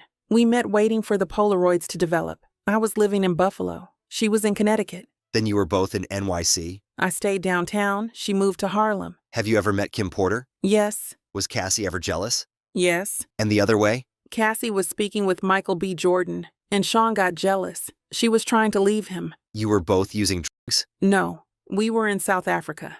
Did you learn about Gina? Yes. He was having a full-on relationship with this little girl. Why do you call her that? She acts like that. She's younger than us. When you say Sean came and hammered on the door, why did the police come? They said because of the noise. What did they say to you? Cassie was visibly injured, but she didn't say anything. You two were best friends for 18 years, but now you haven't spoken with her since 2018?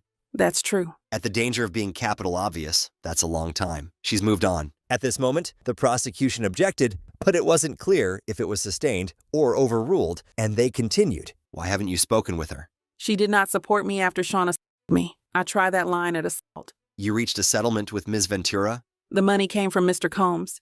Do you know if Louise Hayes is a self-help author about self-affirmation? Yes. Why did you send him this, with words of encouragement? I don't remember sending it. Okay, I want to show you a few more photos, but first let's talk about the incident when he put his hands on your neck. Were you and Cassie using any drugs at the time? No. What did he say? He said, who is she cheating with? You went to an urgent care and not the hospital? Right. But you told the prosecutors it was bloody, and you went to the hospital. I don't remember that. Look at this. I see that I said that. At this moment, after the defense ended their cross-examination, the prosecution recrossed. Do you remember Mr. Agnifilo asking you about an incident in L.A.? At this moment, the defense objected but was overruled. And he hit her, like in Jamaica, arguing about jealousy. What happened in Jamaica? He dragged Cassie by her hair, a 50-yard hallway. Was he talking about jealousy? No. He said she spent too long in the bathroom.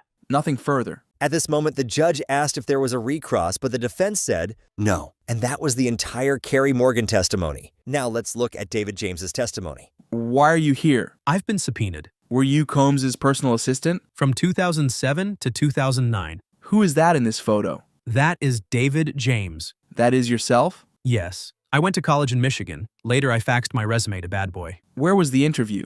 1710 Broadway. Who'd you meet? Tommy, his sister Keisha, and others. How did they test you? They gave me 40 appointments and asked me to make a schedule. You had to know, for example, what time a particular show on Hot 97 came on. What did Mr. Combs ask you? To make a spreadsheet for Miami. I said I'd know his food and restaurant preferences. He asked me why I'd make a good assistant. I said, can't stop, won't stop, I got the job. Did he have others? Ms. Robles, Mr. Barber, others. What would you do as assistant? Bad Boy to 5, then out to dinner, then to the studio to 3 a.m. We'd get a call time at the end of the night. Did you travel with Mr. Combs as well? Yes. Who were the security staff? D-Rock, Bonds, Uncle Paulie. You worked 20 hours a day? Yes, security did too. What did security staff tell you? To stay in my lane. Who said that? Bond, Uncle Paulie. Focusing on his personal chef. Who is it? Chef Jordan. Did Mr. Combs have girlfriends then? Kim Porter. Sarah, Tara, Yana, and Cassie. What was your first conversation with Cassie? We were on Star Island. Carrie Morgan was there too. Cassie said, this lifestyle is crazy. I asked her, why don't you leave? She said, Sean controls my life, my music. He pays for my apartment. Next conversation? It was about her music, but the album never came out. Did you overhear a conversation? Yes. Mr. Combs said, Kim is my queen, out in LA with my family. He said, I have Cassie right where I want her. She's young and moldable. Your Honor, how much longer do you want to go? This would be a good place to break. What about physical violence between Mr. Combs and Cassie? Did you personally observe it? No, I did not. Do you remember a blog post? Yes, I was in LA when he came back from a club. What did Mr. Combs say? That someone was lying on him saying he hit Cassie at the club. He went through my browser history. No one had ever done that to me. Did Mr. Combs give you instructions about Cassie? To bring her food at the London Hotel and some Roscoe's. What is Roscoe's? Some delicious fried chicken in Los Angeles. What did you do for Mr. Combs in NY? I'd bring him applesauce, Jell-O, Fiji water, his toiletry bag with ointments, just for men. We bought 40 items so he wouldn't call us later. I'd get a key, like at the Trump International. I'd set up the medicine bag in the personal LV bag. What was in it? A Viagra, ecstasy, perks. How did you go about replenishing these supplies? I'd use my personal credit card. Bad boy paid me back. Who paid you back? Usually bonds. Did Mr. Combs ever stay alone in a hotel? Never. Usually Cassie, sometimes other women. Did he ask you for things during a stay? He'd text me for an iPod or food.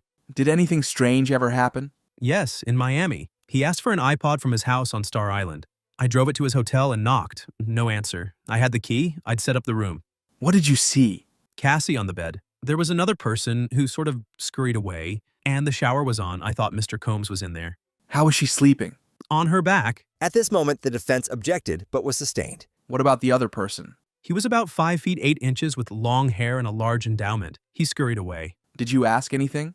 I wasn't hired to ask about their personal affairs. Did you ever pick up drugs for Mr. Combs? Yes, Percocets at a pharmacy, sometimes in my name. Did you give him permission to use your name? I don't recall that. Was there a drug dealer? Yes, one stop. He met with a lot of people? Yes, even former presidents. Which one? Former President Obama. What was your understanding would have happened if you hadn't done these things? At this moment, the defense objected, and the judge sustained it. Did you ever take ecstasy? Yes, I was drinking Cyrock, I took ecstasy, I was diddy bopping. What do you mean? I was vibing. Did you speak with Mr. Combs about it? He was reviewing footage of the party. We had a videographer who filmed the parties. He asked me, "Hey Playboy, was that you dancing around at the party?" I said, "Yes," and he said, "I'm going to keep the video in case I ever need it." Meaning? That I'd be embarrassed. Did anything ever go missing? They said a bracelet was missing. Uncle Paulie came to my hotel room and searched my belongings and those of my girlfriend at the time. Could you have said no? At this moment, the defense objected, and the judge said to move on. Did you ever have to take a lie detector test? Yes, Who was present? just me and this gentleman. It was very intimidating. They put monitors on my head, my chest, and my hand. Could you refuse? Not to keep my job. Did this happen again? Yes, when Mr. Combs said a watch of his had been stolen. What was the result? The gentleman told me I seemed nervous. I said, "Sure I am." Once Capricorn Clark had to take a lie detector to prove she wasn't part of a heist of Mr. Combs' jewelry. Was there an incident at Mel's Diner with Suge Knight? Yes, I drove the Silver Navigator to get cheeseburgers there. D-Rock said, "That's motherfucking Suge Knight." He went over and said, "What's up?" Suge Knight didn't recognize him. D-Rock said, "I'm Biggie's boy." What happened next? We noticed 4 black SUVs to different sides of the parking lot. I saw someone hand Suge Knight a gun. D-Rock said, "We gotta get out of here." We drove back to the house. What did you find there? Cassie was crying. Mr. Combs got in the vehicle. I saw 3 guns on his lap. I felt calm because we'd been in a silver vehicle, now a black one. They wouldn't see us coming. What did you find at Mel's Diner? Suge Knight had left. Mr. Combs said, "Drive around the block." What did you decide? To leave the company. They offered me other positions, but I just wanted to leave. My life was at risk. No further questions. You didn't tell all this the first time. They told me to stop, to not say anything that would incriminate me. Look at the notes from your interview. Read it to yourself, then look up at me. Okay? How'd you recognize Suge Knight? I listened to hip-hop. Were you drinking or smoking pot? No, sir. Your mind was clear? As clear as it could be, working 20 hours a week at 4 a.m. D-Rock opens the door. Suge Knight is a few cars over. Window open. D-Rock says, "I'm Biggie's boy," and then Suge recognizes him, gives him a dab. What's a dab? Handshake. Did you leave D-Rock at the diner? Why are you smiling? 'Cause that's a crazy question. Why would I? Didn't you leave D-Rock at the diner? That makes no sense. I'm not asking what makes sense. I'm asking, did you? No. You saw Cassie and Mr. Combs? Yes, Mr. Combs told me to drive. You don't know where Mr. Combs got the guns, do you? I didn't know we had guns until then. Have you ever been in a situation like that? No. You didn't say, "I don't want to drive to Suge Knight with guns"? No. What exactly did you do before you got this job? I was a door-to-door salesman, then personal assistant. Now you were going with guns to confront someone? It was not ideal. You knew how to get to Mel's Diner, right? I frequent there all the time. You've never seen guns before, right? No. This is a radical departure from your job description. Is that an understatement? It's the understatement of the day so far. Do you have immunity? Ask my lawyer. I have some kind of offer agreement. Proffer. You didn't tell anyone about this? Only my wife. Did you meet with the government this morning? Yes, briefly, about what might come up in Cross. Did the Mel's Diner incident come up? Not that I recall. It's this morning. What did you talk about? Your style. I'm dying to ask what they said, but I won't. I have a few more mundane questions. I love mundane questions. Where did you travel with Mr. Combs? Ibiza, London, Saint-Tropez. Were these vacations? Business-oriented. What were you hired as? Personal liaison, but I was a personal assistant. He met a high-level roster of people. Second understatement of the day. Why? He met with a who's who. It was important that he be prepared for these meetings, right? Yes. It was important that he be on time. No, we'd change meetings to fit his schedule all the time, when he didn't want to show up at a certain time. He had security because people wanted to touch him, right? Yes, in the airport, in McDonald's. Was he gracious? I don't think gracious is a word I'd use for Sean Combs. Did he sign autographs? No. You said he'd stay in the studio until 3 or 4 a.m. and you'd stay with him. Yes, it was common. What sort of things would he want to always have with him? Ketchup, for example. Did you know he put applesauce on cheeseburgers? No, but I knew he likes applesauce. He liked Astroglide, condoms, and baby oil, but you didn't expense it through the business. Usually not. I was told he didn't want to run them through the company. He didn't want a record of them. When you bought the 8-ball of Coke on Saint-Tropez, you didn't tell Mr. Combs, did you? He was asleep. Tell me about your relationship with Roger Bonds. We talked about Bad Boy as a family. What do you mean? Mama Combs called me her son many times. What was the mission? Make sure he's happy. Was it fun? I enjoyed it from time to time. What was your relationship with Chef Jourdan? Professional. Did you choke her? No. At this moment, the prosecution objected, and the judge asked for a sidebar, and then they continued. Tell me what happened. We were on Star Island. She told me where to take him. I grabbed her 2 wrists and said, "Stay in your f***ing lane." Was there fallout? It was reported to corporate HQ. Mr. Combs called me in. Mr. Combs told me, "You can't be putting your hands on women." He told me to give her a gift. What did you give her? I rolled up a blunt and gave it to her. Did she like it? It appeared she did. You were in a car with Mr. Combs and who? Chris Lighty. You have taken ecstasy? I'd party, sure. What were things like in the studio? Drugs? Yes, it's a creative environment. I didn't smoke when working with Mr. Combs. But he caught you smoking once. I thought he was in for the light. I lit up. He came out. He said, "What are you doing?" I said, "Nothing." He said, "If you're man enough to smoke, you're man enough to tell me." I said, "Okay, I'm smoking." He said if I did it again, he'd fire me. How about when you picked up 2 prostitutes and had sex with one? At this moment, the prosecution objected, and the judge overruled it. She asked for $200. I called Bonds and asked, "What the hell?" She asked to take a shower. I said, "That's $200. On that note, no further questions.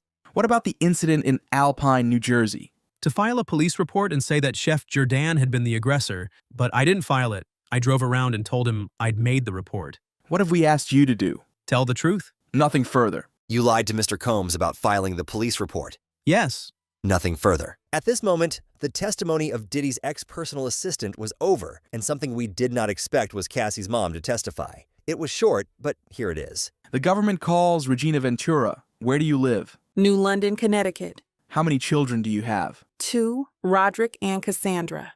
Who is this? Sean Combs. He dated my daughter, When did you meet Sean Combs? 2006. My daughter signed with his Bad Boy Records. He was her boss. Then they started dating. They moved to LA.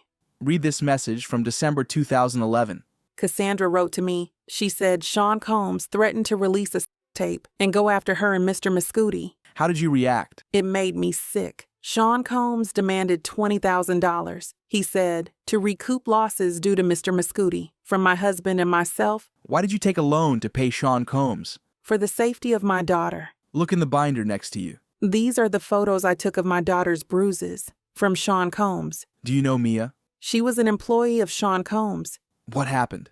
We were in his kitchen, laughing. Sean asked her why she was laughing. She stopped and looked plain. Now to August 2016, we're done with the binder. While in LA, did you call the police? Yes, Sean Combs stole Cassandra's phone. They had a bitter argument outside her apartment building. She lived on the 17th floor. They argued at the roundabout. Who else was there? D-Rock. Is Damian Butler his government name? He was standing between us. I tried to hit him. Sean Combs took Cassandra's car, a Jaguar. No further questions. After this, the judge asked the defense if they wanted to cross-exam, but they said no. The government calls Mr. Sheree Hayes. Where are you from? Harlem, New York. What was your work? Male exotic dancer. I was known as the Punisher. Do you recognize these two? I do. Mr. Sean Combs and Cassie Ventura. I was hired in 2012 to create a sexy erotic scene for them. Why were you called the Punisher?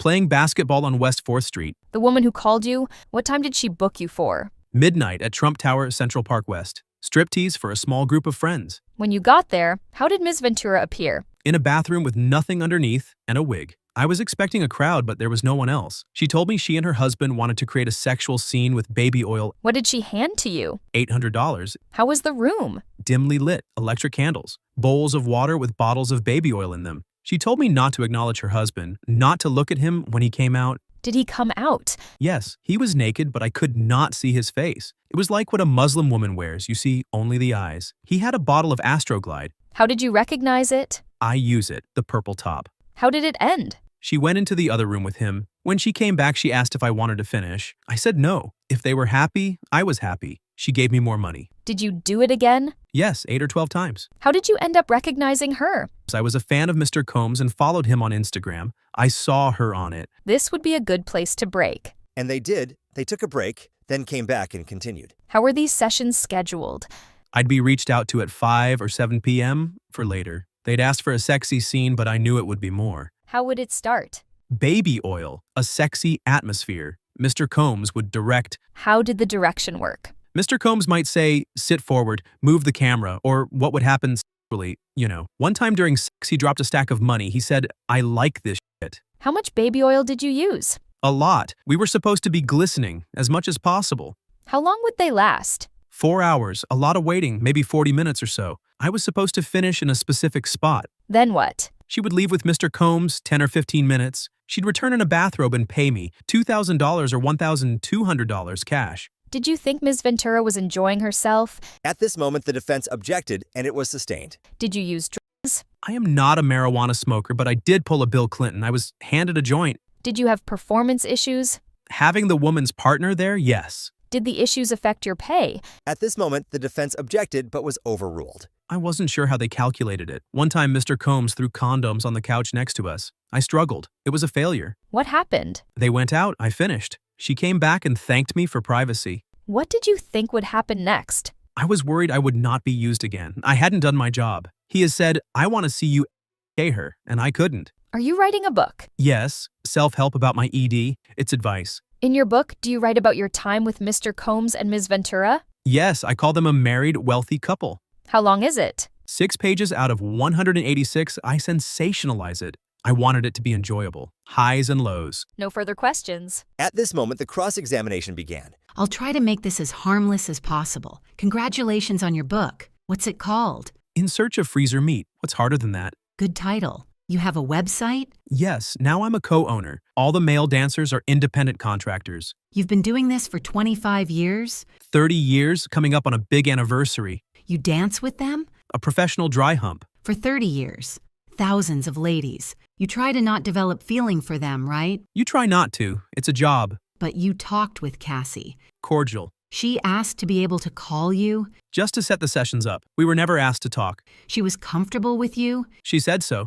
You had feelings for her. Incorrect. But you thought she was only doing this with you. That is correct. She'd said it was a special occasion. You did develop feelings for her? That's not correct. You told the government. The government's notes say you developed feelings for her.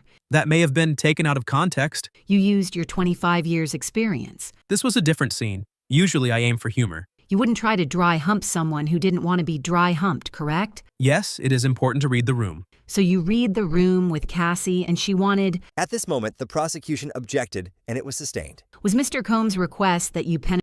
It was a demand, a strong suggestion. Cassie paid you even when she canceled, right? Yes, $500. Mr. Hayes, I wish you success with your book.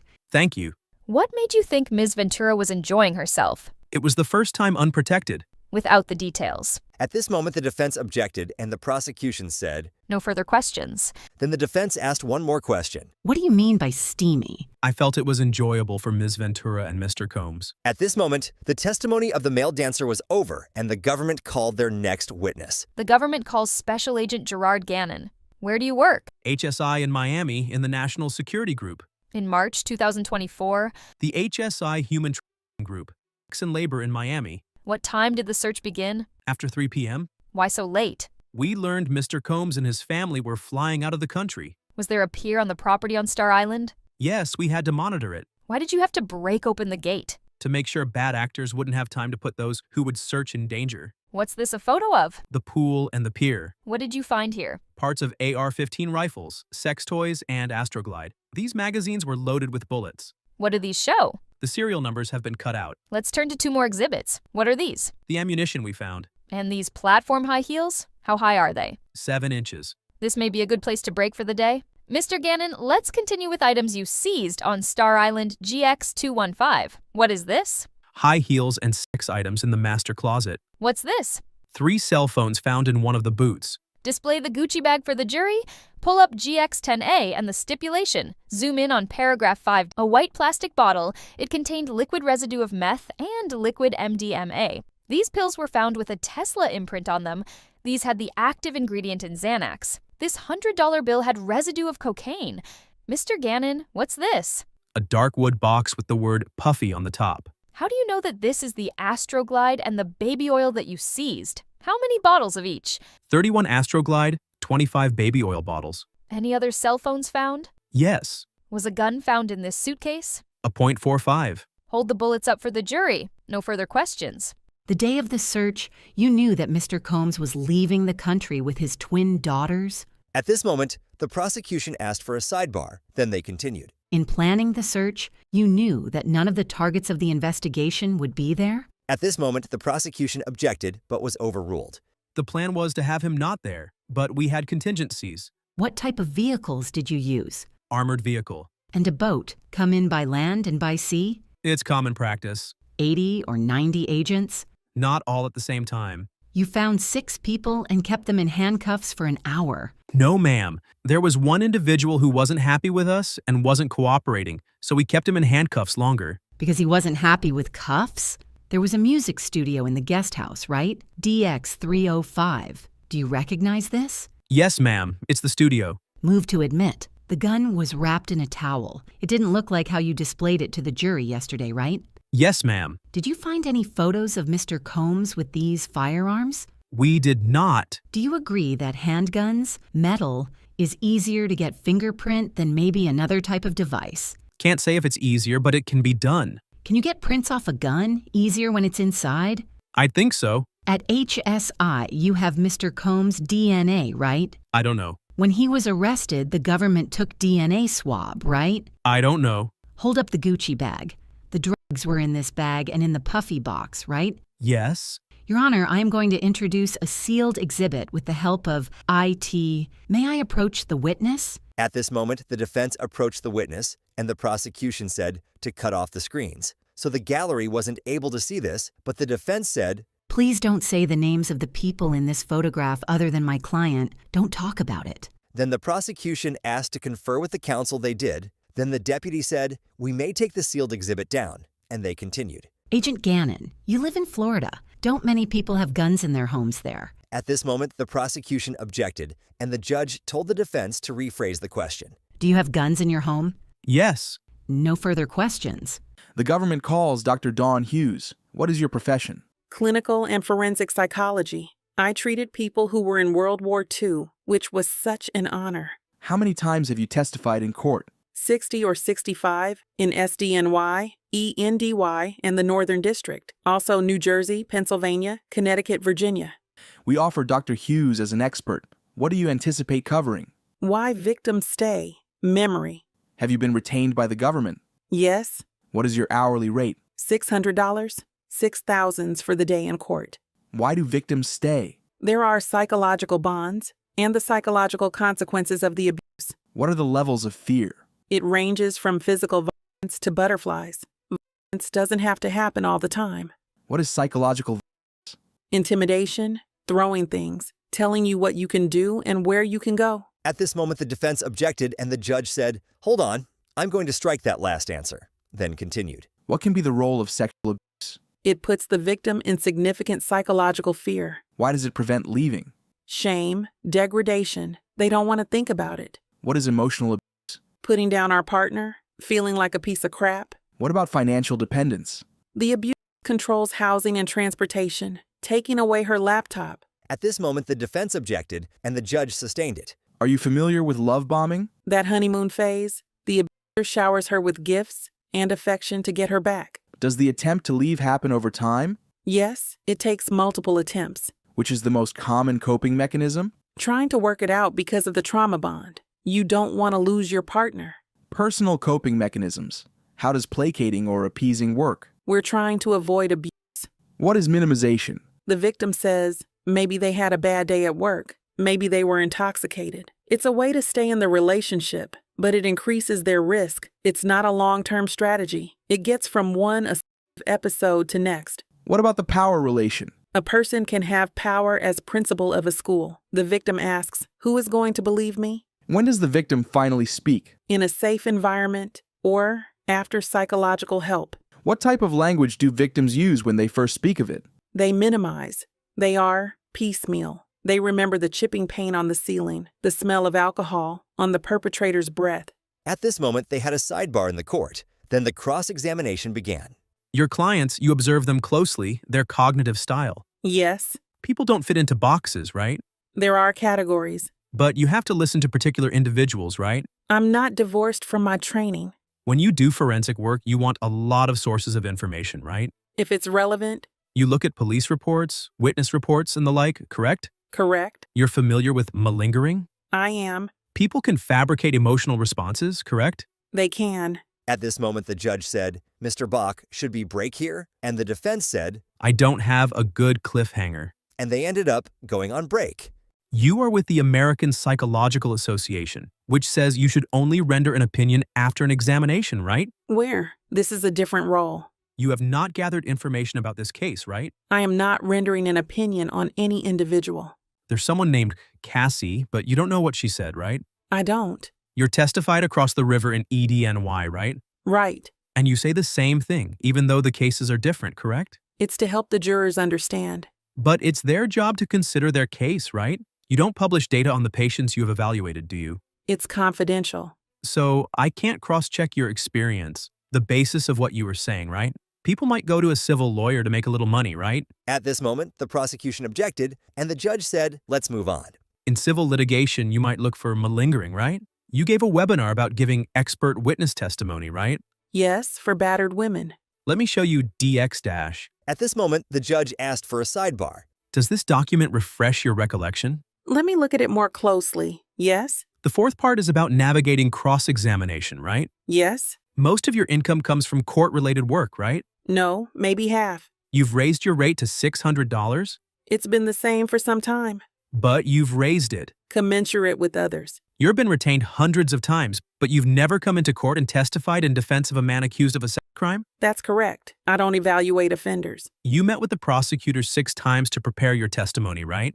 Correct. At this moment, the prosecution asked for a sidebar and then continued. Did you discuss the topics with the prosecutors? With all due respect, it was mostly me educating them. But you know nothing about the case. Were you advising them on how to present evidence in domestic violence cases? Didn't you help them write briefs? At this moment, the prosecution asked for a sidebar. Once it was finished, they continued with a recross. You reviewed some filings to the court in this case. It was all related to the subject of your expert testimony, right? Correct. In fact, we redacted. You did. You are a board-certified forensic psychologist, right? Yes. How many of those are there in New York State? I think about 40. At this moment, another recross happened. Your defense work is almost entirely for victims of domestic violence, right? I'm not sure that's true. You worked with Mr. O'Brien Steele, who was defending a woman charged with reacting to domestic violence, right? Yes. And Mr. Steele decided not to use you after meeting with you. At this moment, the judge interrupted and told the defense to move on. And so they did. There were no further questions, and the prosecution called its next witness. The government calls George Kaplan. When did you work for Combs Enterprises? 2013 to 2015. What fell under that holding company? Clothing, liquor, entertainment. I was executive assistant to the chief operating officer. Where did you work? 1710 Broadway, NYC. What was your next position? Executive assistant to the chairman, Mr. Combs, from September 2014 to September 2015. Who did you report to? Ms. Coram, KK, she essentially ran Mr. Combs's life. Where did you report? L.A. What did you do? Carried his bags, made sure things were when he wanted them. As he trusted me more, he had me around more. I'd set up hotel rooms. How many hours a week? 80 to 100 hours a week. How much did you get paid? $125,000 a year to start. What did you do in the morning? Make sure everything was in the bathroom, the breakfast cooked. He was recording a mixtape, so we worked late. Who was security? Uncle Paulie, D-Rock, and Ruben, later licensed security in the second half of 2015. How frequently did you communicate with Mr. Combs? Multiple times a day. Things could be found in the back, an iPad, drugs, whatever. Did he threaten you? He threatened my job. How often? Maybe monthly. He'd say he was only to be surrounded by the best people and that he wasn't. For example, he went me for a 1-liter water and I bought back 2 half-liters. He said, no, How did you travel? on his jet, or going in advance to make sure it's all set up. How did you set up hotel rooms? There was a bag. I unpacked it. Clothes, candle, Astroglide, baby oil. Who bought this? Often me. In what cities did you set up hotel rooms? Los Angeles, New York, and Miami. In L.A., Mr. C, Bel Air, the Intercontinental. In NY? Trump by Columbus Circle. In Miami, the SLS How was it booked? and Frank Black, based on Biggie's Frank White. Would you clean up rooms? Yes, bottles of baby oil, Gatorade, once brown crystallized powder on the counter of the bathroom sink. Why did you clean up? Not hotel staff. It was implied, protect his public image. I was keen on doing that. Explain. At this moment, the defense objected and the judge overruled it. I found hotels would sell photos to newspapers to shame guests. Did he reach out to you from the room? For food, clothes, sometimes drugs. I did it. What drugs? Dop kit. Illegal drugs? At this moment, the defense objected to the word illegal, and the prosecution rephrased the question. What other drugs? Advil, ketamine. What's he ask for? I picked up drugs for him, MDMA. Who asked? Mr. Combs in L.A. and Miami. In Miami, Mr. Combs asked me to call a person. He came and gave me a bag of pills, MDMA. I gave him cash. I gave the pills to Mr. Combs. And in LA? I went out and met the person in Hollywood. I gave money. He gave me a bag. When did you carry cash for Mr. Combs? $50,000 on his private jet. Did you pick up cash for Mr. Combs? $10,000 at Western Union from Combs Enterprises. What long-term relationships of Mr. Combs were you aware of? Cassie, Kim, Gina. Who was Kim? Mother of his children. Cassie? Girlfriend. Gina? Another girlfriend. The jet flight to Las Vegas? What was the layout of the jet? 4 chairs, a partition. I had a partial view over my right shoulder. When you witnessed violence by Mr. Combs on Ms. Ventura, why didn't you intervene? My career. After the last glass breaking, what did Mr. Combs do? He came forward. Cassie stayed in the back. He asked me to get creams to conceal the bruising on her face. How did you pay for it? Corporate credit card. Why did you leave Combs Enterprises? I didn't think I should be covering things up, like buying the witch hazel. Also, my father had prostate cancer. Any of violence? He threw things at Gina in the entryway of the main home on Star Island. What was he throwing? Green apples. How hard? Very hard. Later, I took the medicine bag into their room. Mr. Combs wanted me to leave quickly. Then what? I heard Gina at the gate and male voices. Who? Security. When you left, what did you do? I collected myself, then went to work for an integrated marketing firm. Why did you go to work for Combs Enterprises? He was an incredible entrepreneur. I have learned from him. What did Brian do as COO? Ensuring profitability of each unit. I was an employee when Revolt TV launched. Tell me about it. We were on the 6th floor of 1710 Broadway. Everyone was there. It was momentous. Diversity was important to Mr. Combs. Specifically for African Americans. What did Blue Flame do? Marketing for Ciroc. What is Diageo? They own Johnny Walker and others. Mr. Combs set up a marketing entity for Ciroc. Your job, what was it? For example, Mr. Combs would say, "We are going to leave the house." He meant 3 to 5 minutes. I had a checklist for the bags and toiletry. It was a bad look in me if something wasn't in there. Is there a binder near you? I can't read that. It says Southern District. I'm handing you something to refresh your recollection. Take a look at it as long as you want to. You ran an off-site training, a graduate from Harvard Business School. Also Kenny Burns. I remember. You were effective, right? I worked hard. I don't know how you'll answer. Was it good or bad? Complicated. He didn't need to yell at you when you brought 2 waters. I worked hard. Okay, who was Biggie? A huge rapper who unfortunately passed away. Wasn't Biggie's birthday a holiday at Combs Enterprises? Yes. Was it a creative environment? Absolutely. It attracted all kinds of creative people. Lawyers, musicians, advertising people. You used a corporate credit card? Yes. How did Mr. Combs pay? KK held his wallet with a black American Express in it. You have no reason to think he kept track of how baby oil was paid for? No reason. Or applesauce? He loves applesauce. On cheeseburgers? On everything. Let's talk about the plane. You heard glass breaking. You didn't see it? I didn't see it. The incident with Gina. You walk into the house. There's a thin table. I don't know. You don't remember how a person could get out of the gate at Two Star Island? No, I just heard screaming and commotion. Screams of terror or of how can I open this gate? I don't know how to distinguish between the two. He threatened your jobs, but did he physically threaten you? No. You talked about Kim Porter, how she was different. His respect for her. They had incredible kids. Thank you. When you set up hotel room for Mr. Combs and Ms. Porter, there was no baby oil, right? Lotions. You expressed caution about hotels, why you cleaned the room afterward. Hotel staff could sell photos. Everyone wants a payday. You sent him a photo of him and Kim Porter? After she died, I was heartbroken for him. You were close? I invited him to my wedding. I didn't hear back. At this moment, the defense objected, and everyone in the courtroom was surprised. Then they continued. You respected him. Yes. What's this photo of? Me, KK, and Mr. Combs at Teterboro Airport. He just got the jet. That's why there's champagne. You're happy there, right? No, refresh it. It's that I was glad I had found the mascara in the back seat. They found you and subpoenaed you? I had to retain counsel right away. At this moment, the redirect began. Which incidents shook you? The plane with Cassie and the apples with Gina. I felt guilty. I didn't do anything after the incident with Cassie on the plane. But you didn't see any injuries? People can be injured without injuries being visible. The tonality and tension with the apples he threw at Gina, it was troubling. You told Ms. Coram about both incidents? Yes, and I told her I am unwilling to stand behind the behavior that I was quitting. Did Christina say she would quit? No. How long did she stay after you told her? Until recently. At this moment, the government called their next witness. We call Scott Muscuddy. What did you do for work? I'm an actor and musician, known as Kid Cudi. Who is this? Cassie. We dated in 2011.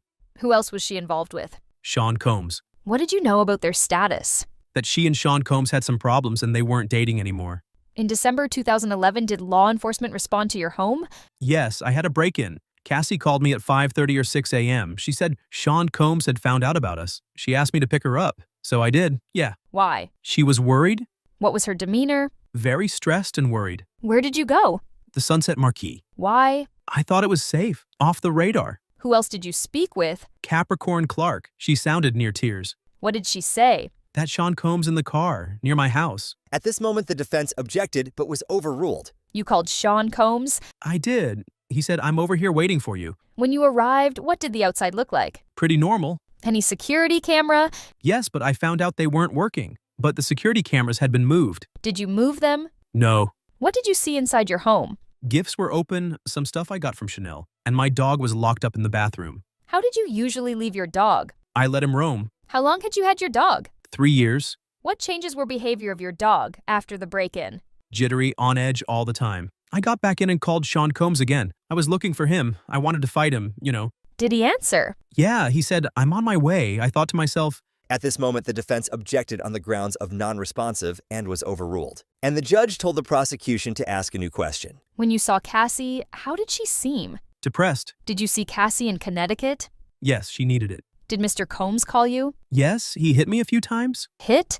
Called me. What did you say? That I didn't want to talk with him. He broke into my house, hurt my dog. Did you and Ms. Ventura break up? Yes. What about your car? My dog's babysitter called me and told me my car was on fire. Where were you? At a relative of my ex-girlfriend. Where did you go? To my house, 8925 Hollywood Hills Road. Let me show you 6 pictures. Do you recognize? My Porsche. That's the damage to my Porsche from the Molotov cocktail. Who took these photos? Chip, a good friend and collaborator. What's depicted here? The hole they cut in the roof of my car to put in the Molotov cocktail. What was your reaction to your car being set on fire? What the fuck? At this moment, the defense objected but was overruled. Was the damage on your car present before the call from the dog sitter? No. Did you think it was accidental or intentional? Intentional. Where did you last see Ms. Ventura? At the Soho House. I'd reached out to Sean Combs and said, let's talk. This is getting out of hand. At this moment, the defense asked for a sidebar. The judge said, "Do you have an objection?" The defense said yes, and the judge said, "Sustained. Disregard and move on." Who set up the meeting at Soho House?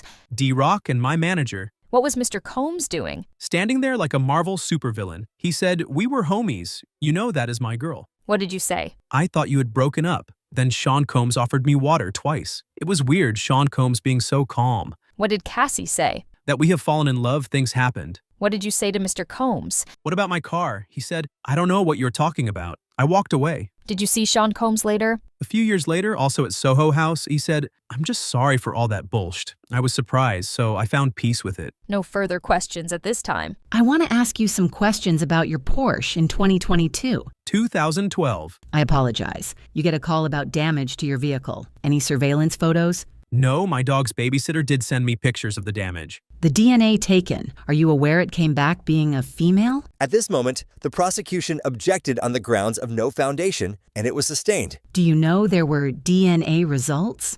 At this moment, the judge allowed the question. No. Ms. Ventura told you it was over? We just stopped talking. You told this honorable court and this jury that she played you? Yes. She played you and you had no clue? No clue. In 2011, you went on a tour? Yes. 65 locations? Yeah. At that time, Sean Combs as an icon, fair to say? Yes. You and Ms. Ventura had a sexual relationship. At this moment, the prosecution objected. Then they had a sidebar, but then continued. Mr. Steele, can I... At this moment, the judge said, no, you can do that on redirect. Do you want to tell me something? Sean Combs asked about me doing a song with Ms. Ventura in 2010. Thank you. You believe they left your front door unlocked? Yes? No forced entry? No. Just presence open, door in the bathroom. I'm not belittling, just asking. You called Sean Combs? Yeah. He was calm? Yes. You went to see him? You didn't think he had a gun? I couldn't call it. You are a strong person. That's how you categorize yourself? Yeah, this crossed the line. Ms. Ventura told you she was abused, Yes, but she never said she was sexually abused, true? she did not. You loved her? Tell me if I'm wrong. I did. You got played by the same person who played Mr. Combs, Cassie Ventura, in the 13 years since. Have you ever been notified in California that there has been any more action on this car fire? No. Did Ms. Ventura have multiple phones? I don't remember. 35-12. If I said it, I said it. Do you know what a burner phone is? Untraceable. The trespass. You call it a break-in. Ms. Ventura told you she'd given your home address to Mr. Combs. Yes, in the morning. No more questions. Thanks. No problem. What did Ms. Ventura confide in you about abuse? That he would hit her, sometimes kick her. The day of the break-in, was she carefree? No. What did Capricorn Clark tell you? Sean Combs and an affiliate forced her into a car to come to my house. I called the police. How would you describe Cassie that day? Just really shook. Him finding out about us. Why did your relationship with Ms. Ventura end? The drama, it was getting out of hand. I wanted to give space. What drama? The break-in, for my safety, her safety. At this moment, the defense objected on the grounds of speculation, but was overruled. Why did you have safety concerns? Because I knew Sean Combs was violent. At this moment, the defense asked the judge to approach, and they had a sidebar, and then they continued. The meeting at the Soho House, Mr. Combs said, I don't know what you're talking about your car. Did you believe him? At this moment, the defense objected, and the judge told him to rephrase the question. What was your understanding? That he was lying. No further questions. The judge asked if there was any recross, and the defense said, no, Your Honor. What's your name? Mila Morales. I'm a celebrity makeup artist. Do you recognize anyone you've worked for? Sean Combs, in the gray sweater and white collar. When did you work for Mr. Combs? 2000 to 2005. Then who? Rihanna, Who else? Jennifer Lopez, Cassie. When did you work with Cassie? 2007 until COVID. She was like a little sister to me. How much older than her are you? A few years. Did you see her with injuries on her face? 2010 Grammy weekend. Prince party. Where were you with her? Beverly Hills. I fell asleep in the room and woke up to a commotion. Cassie walked in, then Sean asking, where the fuck is she? What did he do? Walk into the bedroom, shut the door. What did you hear behind the door? Yelling and screaming, both of them. Then Sean Combs left. What did you see next? Cassie. She had a swollen eye and knots on her head. I packed her things up. We went to my house. Then? My doctor friend came and examined her to see if she had a concussion. What were you afraid of? Sean, I feared for my life. At this moment, the defense objected and said, move to strike, and the judge overruled it. How long did she stay? Days. Have you done interviews about this? A couple. Were you paid? No. Did you provide evidence? Photos of me and Kim Porter. Early 2000s. Were you paid? $1,000. No further questions. Did you assist Ms. Ventura for any red carpet events? Possibly. And some music video. Black and yellow. We have photos. 647, please. The goal was that she looked put together? Yes. These photos show your artistry. You reposted them on Instagram? Yes. You were in her hotel room, though you lived near. Yes. You met Ms. Ventura's family. Her father. You called a doctor and a lawyer. The lawyer lives in San Francisco. You provided emotional support. Yes. You did an interview with CNN and with Extra TV, Don Lemon, Piers Morgan. Yes. Did Dateline reach out to you? I don't look at those anymore. Did you ask the government if you could do more? Look at this. So you asked permission to speak to Dateline? Of course I asked. After the incident, neither Mr. Combs or anyone from his company ever approached you. No one did. For a documentary, were you paid? Therapy? You sold the photos to CNN for $1,000? Yes. No further questions. Frederick Zemmour, the general manager of L'Hermitage Hotel LA. Why are you here? I received a subpoena. Are you familiar with the hotel's reservation system? We have a system called Opera. We enter in personal preferences. How long do you keep them? They stay forever. Who reserved this room for Sean Combs? Ryan Lopez. Also other names were used. When was this profile first created? 2006, it said Sean Combs and Bad Boy Records. Then they changed it to Jackie Starr. Let's look at 2011 to 2012. This reservation, what's the bill? Over $2,000. It says only charge if Christina Coram approves. What were the instructions? Put room out of service for cleaning. Like the room hot, set it for 75 degrees. What are these complaints? Candle wax on carpet. Security called. Charge $500. No further questions. At this moment, the judge asked the defense, cross-examination, and they said, none. Then came the next witness. Special Agent Josh Croft, where do you work? HSI, Homeland Security Investigations. I extract data from computers. What is your training? The Sands Institute. What does that stand for? I don't really know. They are opaque in that way. What tools do you use? TX1 and Digital Collector. Whose laptops did you extract? Cassie Ventura. This is a MacBook Pro, roughly from 2010-2011, with a white case. Did you boot it up? I got to the MacBook factory default screen. But you got data. Yes, the hard drive had data not overridden by the factory reset. What is unallocated space? Something not viewable, something previously deleted. Explain how computers store data. You have a table of contents. A file can still be stored in unallocated space. So on these 3 laptops, how are they backed up? iTunes was used before iCloud. Some looks a little funky. But you can validate the funky, as you say, data by going to the raw data? Yes. Nothing further. On one of the laptops, there was a Frank Black profile. Yes. Did you process every file? Yes. Have a wonderful weekend. Frank Black, did you proceed under Ms. Ventura's consent? Under warrant. At this moment, the judge said, no more witnesses. Jurors, I intend to release you early. Any objections? Don't read anything about the case. Go for a walk. Watch the Knicks avenge their Game 1 loss. And you must tattle. We're making great progress. All rise. What do you think about them? Now, hearing them all together, who do you think did better? The prosecution or the defense? Let me know in the comments down below, and I'll see you tomorrow.